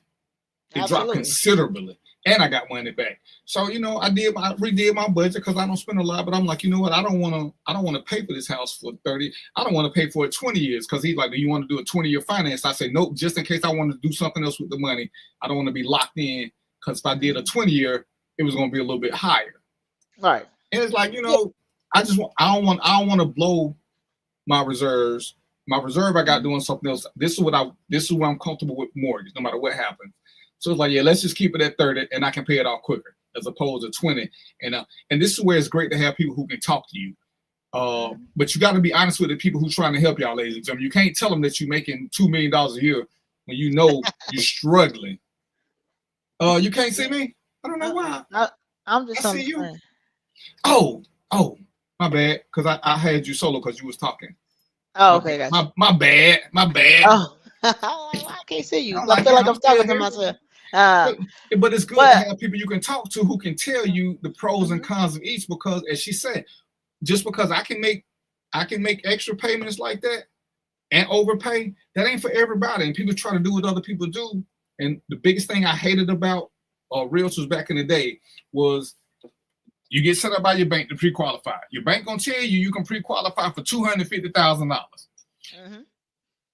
and you buy into that. You go see Robyn, and I ain't gonna say Robyn. You go see Realtor A, and they get you a $250,000 house. Now that don't include cable and all those stuff you got to pay. So you already at the top of your budget because you went what they said, not realizing all the things that come with buying a house, all the bills, because you still got to have food. Electricity, that don't come with none of that. And it's like, I hated seeing so many realtors do that. And I saw a lot of them, and that's why a lot of people went under, because when they told me what I could afford for my house, I saw some houses that range up like, no. And I was telling my wife, I said, we can get these, but you're going to have to get a job. You're going to have to cook every day. We're not eating out. We're not going out. We're going to be carpooling. It's going to be a lot of stuff. I mean, but if you loving this house, I'll get it for you. But just know, we're going to spend time in here sleeping. We're not going to have time to enjoy this house because it's going to be at the max of my budget. There ain't a whole lot of room for playing it.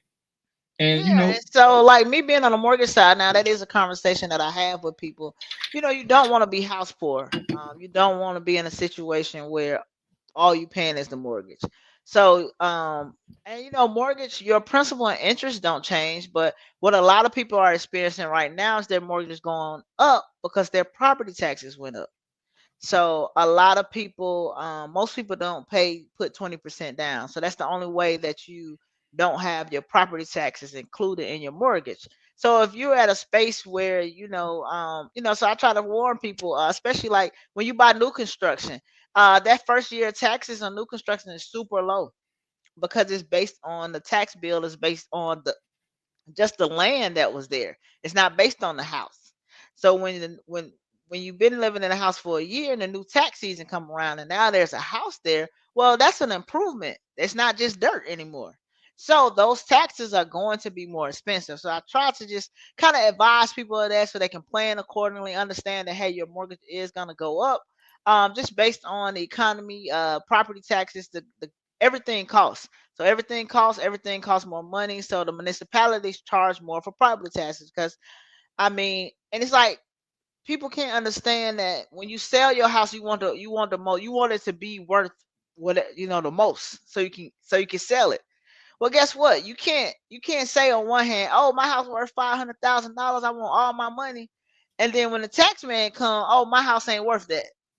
Right. Because it don't work that way. So it's just really all about education so that people can prepare.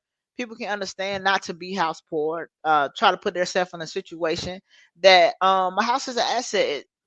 80 to 90% of the time, if you stay in the house for a certain period of time, the value is going to appreciate. The value appreciated a lot during COVID in the last few years. This year is kind of mellowed out some, but generally you can expect anywhere between 5 to 8% appreciation on your home a year in Atlanta. So, okay. It's a good investment. All right, give us a quick lesson on pre-approval versus pre-qualification. Pre-approval just means that you prove to me that everything you said on your application is correct. A pre-qualification is me taking your word for it. Some pre-quals I'll run with a soft credit check, so I may know your score, but your income, if for my self-employed business owners, I got to see your taxes. Pre-approval means that I have collected all the necessary paperwork. I've put the file together. I've structured what your loan should look like. And then I'll say, hey, you're pre-approved based upon this. A pre-approval, a pre-qualification ain't worth the paper it's written on. So, I mean, it's okay for you to get a general idea sometimes, but a lot of times people don't know the ins and outs. For instance, I'll take like my nurses. Nurses and truck drivers are the two main people who have what we call variable income. They make a lot of money, but some of them work a lot of jobs because they work agency work, and truckers, they're paid on miles. So we really have to calculate what their income is. So based on that calculation, your monthly income, based on the calculation and all the paperwork I have to get from you, may be significantly lower than what you bring home every month. So what you qualify for, so those are the things that I would not know unless I do a pre-approval and I can collect the necessary documents to put that together. A pre-qualification, I don't do any of that. Gotcha. All right, so here go the big one then. You ready? You got your pen and paper and your calculator? Uh-huh. Wonder how much cash you need to become a homeowner. Let's break down the big numbers. Tell us about that, because a lot of people don't understand the whole process. And that was one of the posts I saw that I really liked, and I think you did it a week or so ago. And it's like, because they don't understand. I got mine through the VA, which meant there were certain concessions that was made for me versus doing the conventional. Because I got, this is my third house with the VA, and I've never had to put money down, even though I had some. That's one of the first. You ain't got to worry about this because I had good credit.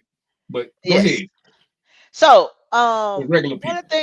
One of the things. Okay, so generally, overall, the first thing that you have to do when you get a down payment, unless you're a veteran or you qualify for some type of assistance, is there's going to be a down payment for your home.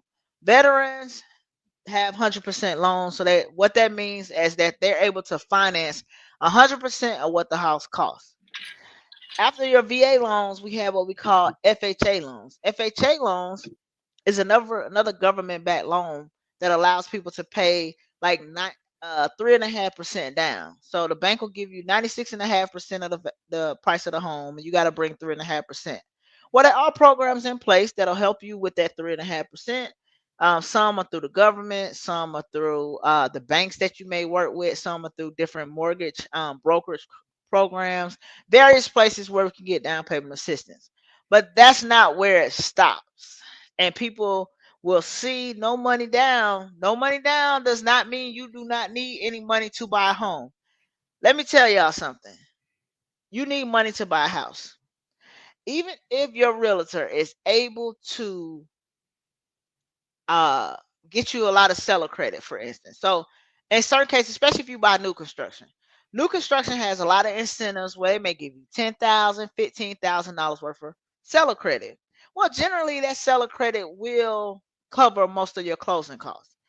Closing costs are the costs associated with you borrowing money. Nobody's going to give you $200,000, $300,000, $400,000 worth of money for free.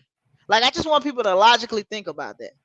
Like, if somebody tells you, hey, I'm going to give you, you got your friends who won't give you $100 sometime without saying, you run me back 150. I'll give you 100, but you got to bring me back 110. Or maybe not a friend, but interest is a part of the game. Everybody the best way to explain this, the Afterpay, the Klarna, the people, most of the time when they let you get this Amazon order for $200, you pay $250 for it because they let you spread it out over however many payments you need to pay for.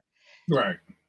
Interest and additional, when somebody's letting you borrow money, 99% of the time it comes with a cost. And when you're talking about hundreds of thousands of dollars, you have closing costs. So that's two parts to closing costs that I want people to understand. There's, of course, the cost of borrowing the money. Then you have also just costs that you have associated with the process of buying a home, your appraisal, different fees that align with you you borrowing the money. Then there are things, what we call title fees. That closing attorney or that title company has to get paid for handling your transaction legally. That's a fee. That's a part of your closing costs. Then we have what we call prepaids and escrow. So one of the things that's a hiccup for a lot of people is their prepaids and their escrow at closing. Because some of your closing costs may be, people like to get a percentage and say, oh, your closing costs shouldn't be any more than 2 to 3% of the cost of the loan. Well, that could be accurate, but then you also have to include, okay, that first year of homeowners insurance. If your homeowners policy is $3,500, that first year has to be paid on the day of closing. So whatever that number was for your closing costs, that's more money that's added on top of that. And then we have what we call an escrow account. An escrow account is an account that your mortgage company puts aside where they save your taxes and your insurance all the way up. So next year when that homeowner's insurance is due again, they have the money to pay it. When that tax bill comes, they have the money to pay it from you. They're not paying it for you. They're just collecting it for you. Well, you have to fund that escrow account when you close your account. So in addition to paying that 1 year of homeowners insurance up front, you may have to then start the payment out with 3 months of your homeowners insurance and another 3 months of your property taxes. So that in 9 months, when it's time to pay those people, the money is there. So those are costs that a lot of times catch people or throw people off guard, and they don't understand, like, man, this is another 10, 15, however much on top of the money I had to pay to get the loan, on top of the money that I have to pay to the government. You got to pay a tax. There's a fee called a transfer tax in Georgia. It all costs. There's so much. There's costs associated with borrowing $200,000, $300,000, $400,000 worth of. And there's other companies, different mortgage companies. They're able to structure the deal where we can kind of shift that cost. Sometimes the seller can pick it up. Sometimes the lender may be able to give a credit there. Every scenario is different. But we're talking about just like a general sense. Those are all things that encompass that. So if I would say, at minimum, if you need at least, I'm saying at minimum you need $5,000, right? Mhm. Just to, and then your lender and your realtor got to work some magic on the back end to structure this deal so you can get some help with those costs. Okay. But that's the minimum. Okay, so before I go, because I done pulled up the thing, I got my multiple screen going. So before we go to 3, 4, and 5, tell me about title insurance, because a lot of people don't understand what the title insurance is, and because I was a sheriff, I know how important it can be in a lot of situations. Yeah, so title insurance. So, say for instance, I bought a house from you, DP, and you was shady. You worked on that house, and right before you knew you was about to sell it, you skated out on the bill to your contractors, and they like, man, I'm suing this dude. I'm suing him, and those lawsuits didn't come up in the process of me buying the house. But I get in the house 2 months in, and guess what? They like, oh, it's a lien against this house. And I'm like, what? I don't owe nobody no money. Yep, no, this contractor said they did some work, and it's a lien, and you know. So what title insurance is protects you when someone is trying to legally put a debt against your home and it's not yours legally, the title insurance will actually take care of that debt so it does not affect you or the ownership of your home. All right. So it's very important to have. And no mortgage company is going to close a loan without you having. And how do you feel about homeowners insurance? I mean, it's how we all feel about any type of insurance: car insurance, homeowners insurance, health insurance. It sucks until you need it. And I'm sorry, warranty, home warranties. Oh, home warranties. I think they have their place. I've had clients who got home warranties paid for by the seller. We may have gone into it where we knew, hey, the HVAC is working, is good, it don't have any issues, but it may be on its last leg, right? Right. But a homeowner, the seller may be in a situation where they simply just cannot afford to go take $8,000 and put a new HVAC system in the home. So their alternative to that is that they give you a home warranty. You have to make now home warranties are not created equal. So you've probably had some bad experiences with some home warranty companies. Whole nother show. Whole nother show. Yeah, but home warranty but they work like all of them. You need to read the fine print. You need to understand what, if this air conditioning goes out, what am I responsible for? Sometimes there's still a deductible. Just like when you break your iPhone and you go to T-Mobile and they give you a new one, you go to Apple, they give you a new one. Yeah, they give it to you, but you gotta pay that $200 deductible. Same thing. You get in a car accident, it's your fault. They're gonna fix it, but you gotta pay the deductible. So sometimes the home warranties, they all work in that same manner. So and everything is not covered. Like I have people who had a misconception that just everything is covered on a home warranty. That is not true. Generally, depending upon which package, there normally are 3 different packages. You got to make sure that you have a package that will allow you to cover the things that are super important to you. The HVAC, maybe it needs to cover some appliances, just some of these big ticket items that could be really detrimental to somebody who's just bought a house and trying to recoup from buying a house financially.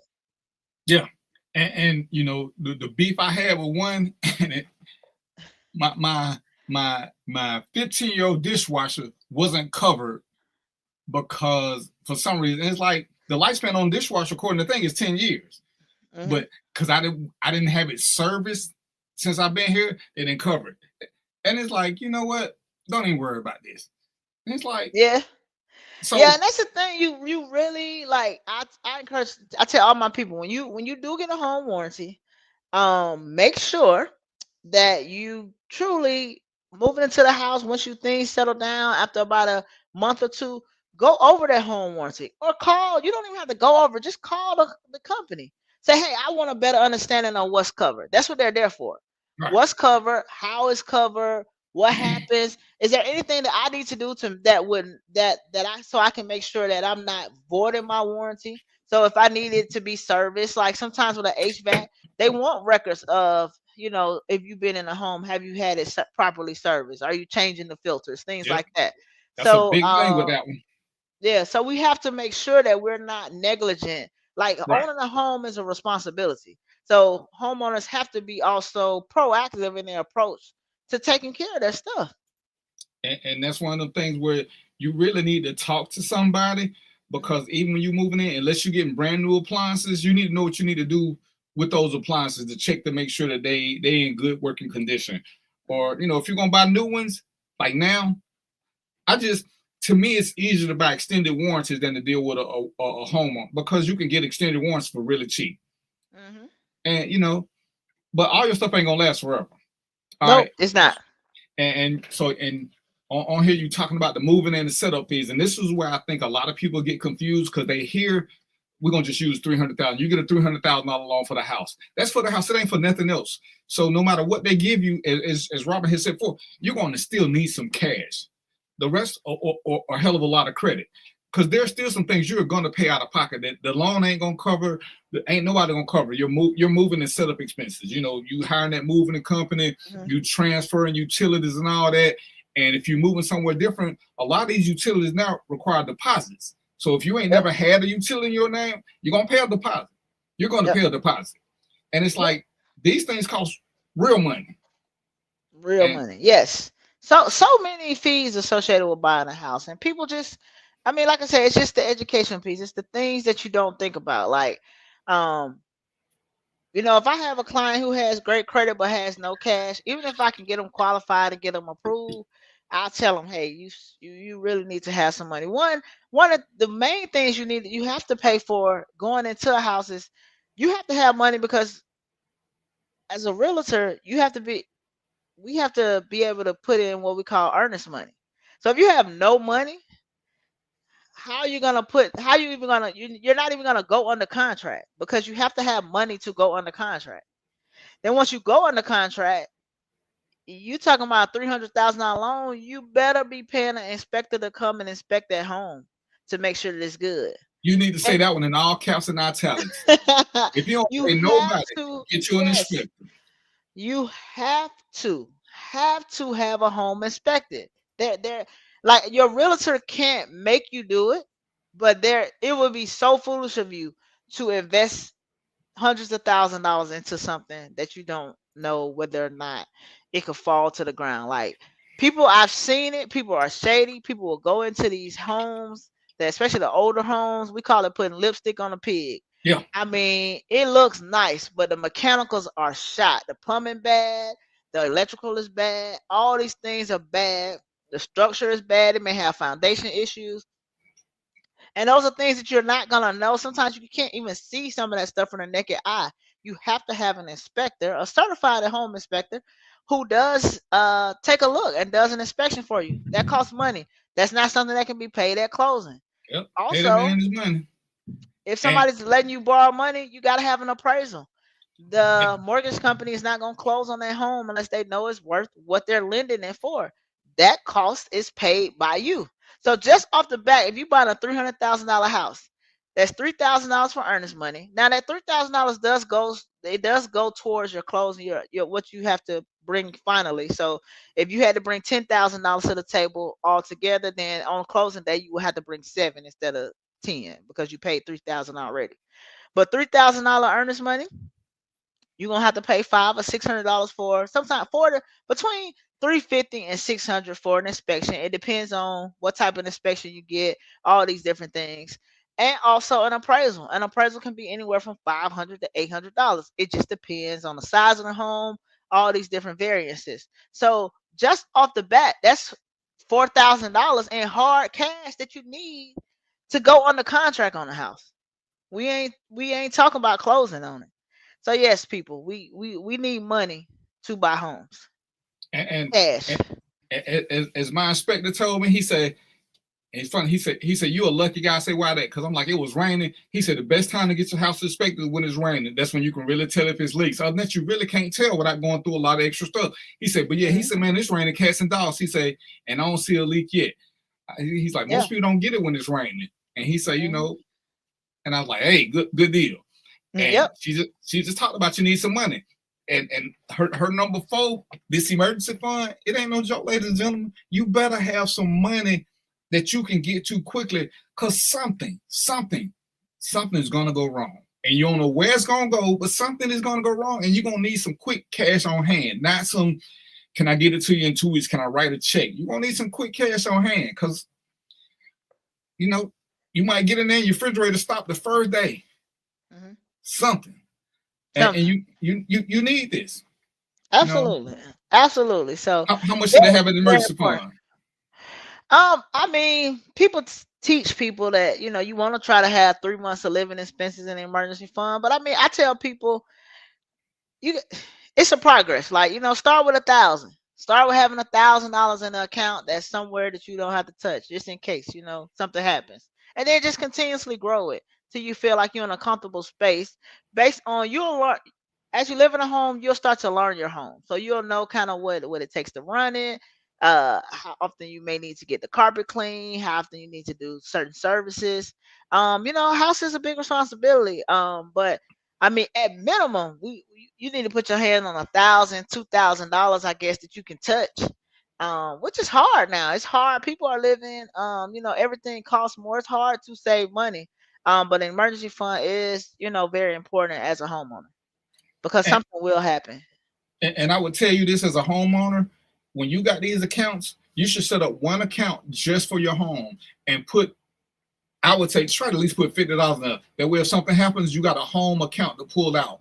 You know, I tell you, when I got a car, I got a savings account just on my car. So when they need a tune-up or tires or whatever, the $10, $20 I put in there every month, because I don't need tires every month. I don't need a tune-up every month. But every time I need something, I can go straight to that account and not mess with my budget, because I've already budgeted for what the house may need. And if it don't need nothing, you just let it grow. Yep. But eventually, like I say, when you need a refrigerator or you need a dishwasher, you just go there and get it. And these are the things that people just they don't think about at all. You know, I hear somebody, man, I'm moving to the house. Man, I can't even watch TV. Why? because you maxed out at what they told you. And like I said, the banks doing what they do, and they're trying to get their money. And this, they know when they give a lot of them, they give you what'll max you out. You can come down from it. If they tell you 300,000, look for something 220, so that you still got some playroom. People just have false expectations.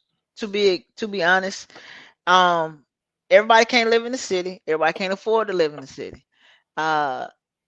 Your 300,000 in the city of Atlanta is not the same 300,000 that it is in McDonough or as it is in Conyers. So people need to, you got to bend a little bit, because it's just not it's not the same. So, you got, and what I tell people is the market is the market. We can be mad about the prices and the interest rates and all these things. What I can guarantee you is that it's not going backwards. Stuff is going to continue to rise. So you have to kind of decide what's important to you. I do agree with you. Everybody doesn't have to own a house. People invest other ways. Some people invest in the stock market. Some people do other things.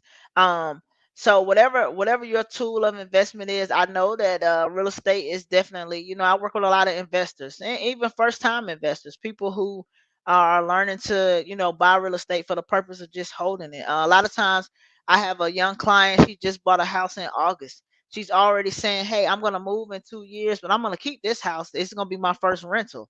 That's a great strategy if you want to be able, if you want to build a portfolio. You legit can move every 2 years, especially if you start young. These young people move every 2 years anyway. And you can, by the time you 35, 40, and you may be ready to settle down, you may have collected 5 or 6 properties now in your portfolio.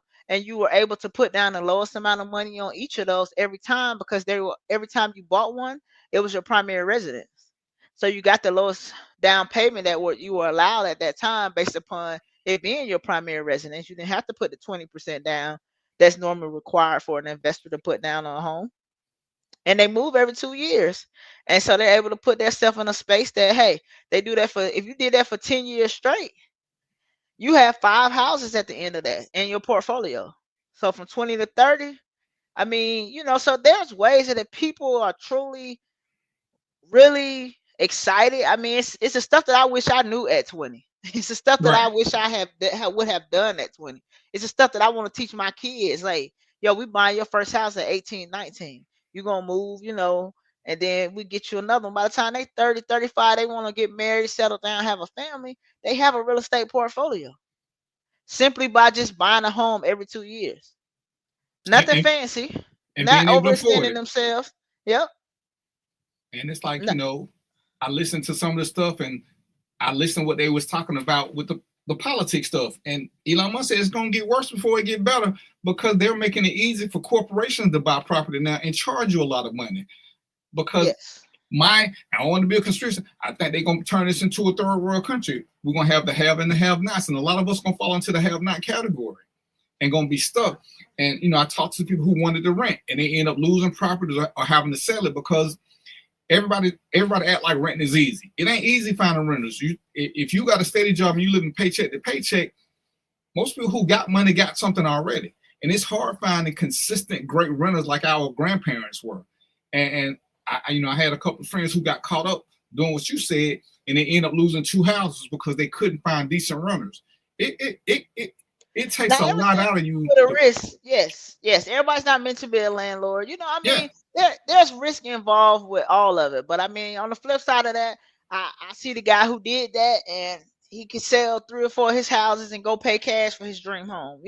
Because he put himself in that position. Right. So yes. And it's like you say, you got to make sure you got the money for this. Don't just do it thinking, oh, I'm gonna buy 5 houses and make $1 million. You got to be able to afford these 5 houses when they're empty. If you can't afford them when they're empty, you and this is where when you talk to people like this, like Robyn, even when I talk to Jeff, who I have on another show, you got to be honest with them about your money if you want them to help you legitimately. Because they, a lot of times they listen to what you're saying, they're gonna ask for paperwork, and as Robyn said, with the nurses and truck drivers, they think they're making X amount of dollars, but that ain't really what the numbers say. The numbers say you could make that much if you kept this pace up. But this is where you really are. And a lot of us don't understand that. And we get caught up. Like I said, I'm just gonna keep buying this. I'm gonna buy cheap. And you buy cheap and you buy some of these properties, and they already in crappy neighborhoods. You got them for the low. You got the fixer-uppers. Who fixing it up? If you don't have the skills, you're gonna pay somebody to fix it up, which means you're gonna pay almost as much again. And I think this was people get caught up listening to successful people and thinking it's easy. And it's not that easy. Oh no, it's definitely not easy. And people, I mean, you gotta really be a student. I would recommend anybody who's interested in investing that they invest in a mentor or a coach, somebody somebody who legit, like somebody that can really assist them. They may be a new business partner. I mean, there are different ways, but people have to vet people and get into it however they need to. But and check people out how they need to. But there are good people out there, and there's shady people out there. I think the biggest thing is if we could just be patient, slow down, make slow money, boring money sometimes is the best money. Most of the time it's the best money. So people trying to make fast money, trying to get out here and flip and get on the internet and say, hey, I did this and I did that, for clout. Some of the people who I know are the most successful, you wouldn't know it if you looked at them, but they worth millions. They work hard. Yep, and they patient. They took their time. They actually have a strategy. They actually have a plan. And so that's like just one of my things for 2025. I want to help people strategize, not jump in, jump out the window, do things crazy. I'm actually going to do a webinar on December the 12th, I think it is. Let me double check the date, but I think it's the 12th. December the 12th, 7 p.m. that Thursday. I'm gonna do a home buyer seminar. So if anybody's wants to join me, you can go to savvybuyeratlanta.com, SAVVY buyeratlanta.com, and yes, register for the webinar. We're gonna go live and we're gonna ask questions. I'm just go over some of the mistakes people make and just give you some real quality education on what it will take if homeownership is on your radar and you do want to become a homeowner. This is definitely for you. And I'm gonna get the link and post it. I'm gonna post it on all the pages. I'm gonna post on the show page so y'all can get it, because I know y'all weren't writing that fast because I wasn't either. But I'm gonna get it and share it, because we do believe if you don't know something at the end of this year or next year, it's because you didn't want to know. I tell you, I'm gonna put it out there. Anything I don't know about, I'm gonna find somebody who can tell y'all about it, because this is not my area. I want to get involved in investing property, but on my journey, what I've learned is I got to be good at saving money. Because if you ain't saving no money, ain't nothing worse than not being prepared for an emergency. And you can't you can't say what your emergency is going to be. Nope. So if you're living from paycheck to paycheck, this might not be the journey for you just yet. Nope. Or you got to do things to prepare. And so I'm right. Willing to, those people I still want to show up, because I give people plans, credit plans, right. Strategies like, hey, my thing is this: when somebody comes to me on a consultation, I never tell somebody they can't buy a home, right? Because everybody can buy a house. It may take this person 2 months to buy a house. It may this person 2 years to buy a house. Your plan is not their plan. So you got to find out what you need to do based on your situation, based on how you spend money, based on all the things, where you want to live, what your credit looks like. Then we create a plan and we execute on that plan. And I try to check in with people. Hey, it's been 3 months. How things going? You still want to get a home, X, Y, and Z. Have you paid this credit card debt off? Have you done this? Have you done some of the things that I told you to do that we need to do? And then you can buy a home. So that's my approach and my philosophy on it. Whether it take you 6 weeks, 6 months, or 3 years, you can do it, but you got to have a plan and you got to work your plan and put yourself in the best position to become a homeowner. And one of the biggest things is we got to start setting realistic expectations. Everybody can't live in Buckhead. And I had to tell my sons, he want this. And dude, you might want to start off with you a nice little starter house, as we called them back in the day. Don't go for the mess. This ain't where you at.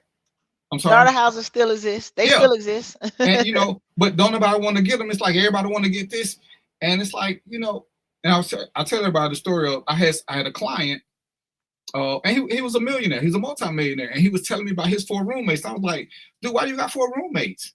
He's like, you know, the place we stayed, it's a 6-bedroom mansion. It's like, you know, I'll say it's like 12,000 square feet. He says it's big enough for all of us, but any of us can afford the mortgage. But we got it like this so that if one person moves out, it don't affect nobody. But I can get my own house with the woman of my dreams, and I ain't hurting my friends. He said, what we see too many people do is I get a place for me that ain't big enough for nobody else to move into. And that's what happened with a lot of people. My house is big enough for me. If I get somebody, it's like, damn, that ain't big enough. But if I'm already co-oping with other people, I can go now and get a bigger house just for me and her. And a lot of times it seems like we, especially Black people, don't like having roommates and saving money. But in his mind, he saved money because he paying, I want to say he paying $8,000 mortgage or something, but he can afford 15. But he's still saving 7 by paying the 8, even though he's rich as hell. And we don't ever have that mentality of saving money, and we keep pushing ourselves to the end. So then when somebody try to help you, you don't have a nest egg put away because you've been living life to the fullest the whole time. And I ain't mad at you. You know, you only live once. But if you got aspirations, but for single people, I you know, I know everything is a status or what have you, but house hacking is by far the best strategy that any young person can have. What you call it? If they want, it's called house hacking. So essentially, you buy a house, qualify for it on your own, and then you do what that guy did. You have roommates. Right. So you have people to help you cover the cost. I mean, if you have no kids, you have no family, and you know it's 2 or 3 of your best girlfriends or your best guy friends. Well, sometimes a complete stranger, if that's what you want about, you know, everybody do what they do, you know, right. But it really could fare well for most people, because one thing about house hacking here in Atlanta, rent is so expensive. So sometimes that other single person who may not be in the best financial position right now can afford to pay you $1,200, but they can't afford to go out. One, they credit may, you know, various reasons. They can't afford to go out and have that $1,800 rent plus all the utilities. But they can comfortably pay you $1,200 for a room, and that includes all their utilities. And looking now, your mortgage may have been only $2,400. So now you got one person who paying half your mortgage. You get one more person, they paying your whole mortgage. All you paying now is just your utilities. And guess what? At the end of 2 years or 3 years, you decide to sell that home, you coming out all the way on top. Yeah. Because for the 2 years that you've been there, somebody else has been paying that for you because you have roommates. And house hacking is the best strategy. This is what I learned from one of my clients. When they sent their kids out to school, before they went down there and they bought them a 4-bedroom house. And they gave, hey, this is your house. You need to find 3 roommates, and you need to have them pay you at least this much. And this is how you earn your money. Because the mortgage is $2,000. So if you get 3 roommates and you charge them $700, this is, you know, or you charge whatever, you charge them 8 because this is the going rate. You can make money because now you ain't got to pay nothing. And I was like, that's a great idea for parents who can afford it. When you send your kid to school, just buy a multi-family unit and let your kid be the landlord, because then he's generating his own cash and he's learning to be a businessman in the process of that. That right there, I was like, that right there, that's a smooth, because pretty much they're gonna be there for 4 years. So you got 4 years of roommating, and then it just become rental property after that. Yeah. Or you can sell it and get a check. Yeah, you know, but for the next parent who coming in who want to do the same thing, you know. So yes, absolutely. Like, that was just like a super duper great idea and I'm like, I wish I would have thought of that when my son went to college. Just go down there and buy one and let him charge it. They there anyway. They all there. They need a place to stay. Everybody can't stay in student housing. So you can make it affordable, because now you got 3 or 4 people, and you know their parents gonna make sure they pay their parents paying it for them 9 times out of 10. Yeah, so you got good runners because they already paying for them to go to college. It's like, it's so many ways to get around it where you don't have to have it yourself. You just have to, as Robyn was saying, you got to have an idea, and you need to talk with people who can give you good ideas. Like I said, because I would have never thought of that. And it's like, that shit is just a great idea. Yeah. And you know, and we gotta do better. We gotta plan, we gotta listen to people. We don't have to keep reinventing the wheel. But I'm gonna put Robyn's information up. Go check out her page. Like I said, I'm trying to get her to quit cheating. And that's why I had to tag me, because I can't just share the post because you're gonna miss all the fine details. And she probably ain't gonna accept a bunch of people as friends, because that's what I had to do for this, to start accepting random people because they want to see what I was doing. But I'm gonna try to get her to do more so I can put on the random thought page. But it's the tidbits that's it's the sauce that's the good. The post catch your attention. But all the ingredients is in the post, and I can't do that by just sharing the post because it won't show me that. So I'm gonna see if I can get her to adjust just a little bit for me and put 2 or 3 things in that. Then people can start going to her page and they can at least follow her if she don't accept the friend request. So that's what. Because like I say, we're gonna try to work with you, because I know some of y'all been asking me about houses and I just don't know a lot. But we're gonna do a follow up to this because I want to see how the market is actually acting when the new people take over. Because for some of this is going to be life or death having a place to stay. Yeah. And like I said, we're going to see. We're going to see how things shape up. If Republicans, sometimes, generally, just historically, the economy suffers a bit when Republicans are in office, which causes interest rates to go down. So the people who fare well in that time period, if they can weather that storm, it really sometimes works out for them financially when it comes to like buying a house and things like that. Because if they're the ones who did keep their job during that time and just was okay financially during that, they're actually able to, sustain and benefit from it. So no matter who the president is, we have to put ourselves in positions to continue to grow and be better. And that's my focus. That's always been my focus, but it's definitely my focus in this space. And just keep moving, shaking, and being of service to people.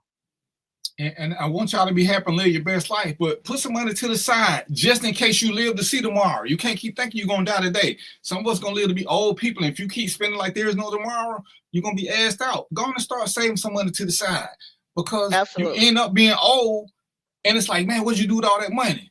You got Robyn telling you there are things that's going to come up. You got DVB telling you get some money because you're going to want something.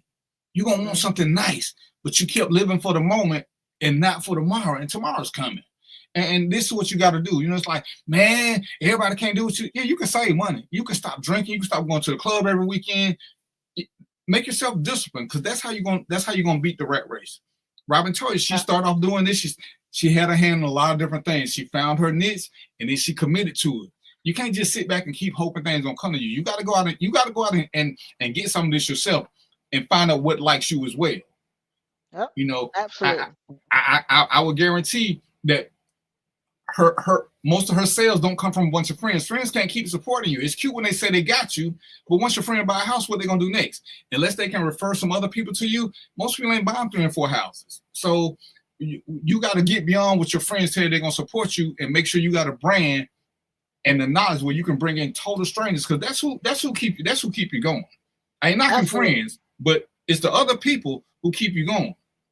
So I've been blessed that my friends and family have helped me and kept me going. But yes, you're correct. I don't, when they're ready to make a move, I'm ready and willing and able to help them. But yeah, you definitely your clientele has to be just more than just your friends. And so you got to network. You got to build relationships outside the people that you knew your whole life. That's for sure. Because when I get ready for this next one, because if everything go like I hope it go next year, I'm gonna get me some multi-family dwellings. I might even try to get me a little something else. So I'm gonna tell y'all what she about, because I'm gonna call her first, because I told y'all how my journey went the first time when I tried to buy black, and the black lady was just the worst realtor I have ever dealt with in my entire life. And then as soon as I got another woman, she got me my house, and she got me my house just like that. And I did all the work. I said, this is the one I want. You ain't got to find nothing for me. This is the one I want. The first lady, Rob, she didn't call me back for 2 weeks. And I lost the first house I wanted. Nah, we can't. We can't operate like that. I don't need you to send me no listings. This is the house I want. Go get this one. Help me get a bid on this one. Oh yeah, I moved. One thing about money is money loves speed. So in this game, you cannot. I'm a listing agent that answer my phone. My phone, I shut it down at a certain time. But for the most part, I'm very responsive. That's one of my key. That's one of my core values in my business is to be responsible. I'm gonna come to you because that way I can say she legit. Let's see, right now I can say she know a lot because I be checking her page out. She got me coming to Facebook just see what she posting. But come next, like I said, I got some plan. If everything come right, I might even do it in December. It's just hard because I know everybody's shutting down for the holidays. Because I got that's Jeff the best time to get it. That's when you get the best deals, though. And that's what I'm looking at. Because that's what Jeff said. Because Jeff got me some stuff, and he's like, "Hey man, what you gonna do?" He said, "I already did your first one, so I know what you got. So if you want something," he's like, "Man, y'all," and then here you come with your stuff. I think y'all just taunting me. Y'all taunting me. You know what I'm saying? Well, me and Jeff will help you find something. Like I say, I my license is still very much. I still do real estate and the mortgages, so we can make it happen. So just let me know. But you do it in the whole state of Georgia, right? Oh, absolutely. Anywhere else? No. Considering I want to be strategic in places that I add my license in. So that's what I'm doing now. Kind of doing my own research. I don't want to licenses cost money, and I don't want to just be out here having a whole bunch of licenses and I'm not really doing business or even trying to get business in those areas. So that's what I'm working on. Inbox me your number because I'm gonna talk to you. Like I said, because I done saved up some money for a rainy day, and I done saved up money for 3 rainy days. Okay. So we'll chop it up. We can actually, schedule a call tomorrow. I'll send you my number in the inbox. All right. And so anybody who wanna reach me, just for the people, if you wanna reach me, they can go to my website. It's Revest. And then you can Revest Lending. The best way to reach me is follow me on Instagram. Get approved by Robyn. Get approved by Robyn. And then just send me a DM and we'll take it from there. Get approved by Robyn, and that's on Instagram? Yep. Robyn with the Y, ROBYN. So get approved by Robyn. Let me type that in. All right. So what we're gonna do, because I'm already in trouble, I'm already late. So you got the parting words for us? My parting words is that listen, for 2025, I want everybody to, reach for the stars, go for your goals, whatever, big, small, whatever, attain those, whether it's in home ownership, do something that you can put yourself in a better position financially for the next year and beyond. And let's just keep staying positive. I live a very positive life, and I like to spread that to people, and I'm here to help. I'm here to be of service to you. So if you have questions, concerns, just want to know about this, about anything about real estate, reach out to me, and I definitely will be able to help you, or call somebody who can. So reach out to them. Like I said, I'm gonna have her back next year. I just wanted to get her in because y'all have been asking me questions, so I want to make sure y'all get it. And we're gonna talk about her webinar. Because what's the date on your webinar again? December 12th. Okay, so I'm gonna make at 7 p.m. I'm gonna make sure. Go ahead. I was gonna say, if they go to that website, Savvy Buyer Atlanta, just if you put it on the in the comments, or I don't know how you do it after the show, but yeah, it's in the comments. But when you share it next time on my page, I'm just gonna share it to the show page. I can share that whole thing with the dates and stuff. So okay, cool. I'm great at this sharing thing. All right, so okay. Y'all know what it is. It's 8:05, so I want y'all to go do whatever y'all do. Robyn, I thank you. We're gonna chop it up some more. Yeah, I'm have you take me to look at some properties because I'm about that life. I think it's coming. I think it's coming. And I'm ready. I think with what I know and then what you're gonna tell me, I think I might be able to just take a step up in life. I might be able, I want some. It's time. My son got some cologne that costs $450. I want me a bottle. and that's once I get me a multi-family dwelling, that's gonna be my present to myself. So that's right. I want to thank you for your time. Go ahead. You close with me, and we see what we can do. Jeff got the financial part. I'm gonna let you get me the properties, man, and we gonna roll. But all right, you may have a better deal than him. Hey, whatever. I'm about that life now. It's enough money for all of us. I'm collaborative. We all can work together. Hear that? Everybody get a share. She named people on her page. It ain't nothing one person gonna dominate. So again, I want to thank you, Robyn. We're gonna sit down and have lunch one day and talk business. So y'all know what it is, right? Until next week, peas, popcorn, and chicken grease, and we out. All right. Don't forget to send me your number. All right. I sent it already. All right. Bye-bye.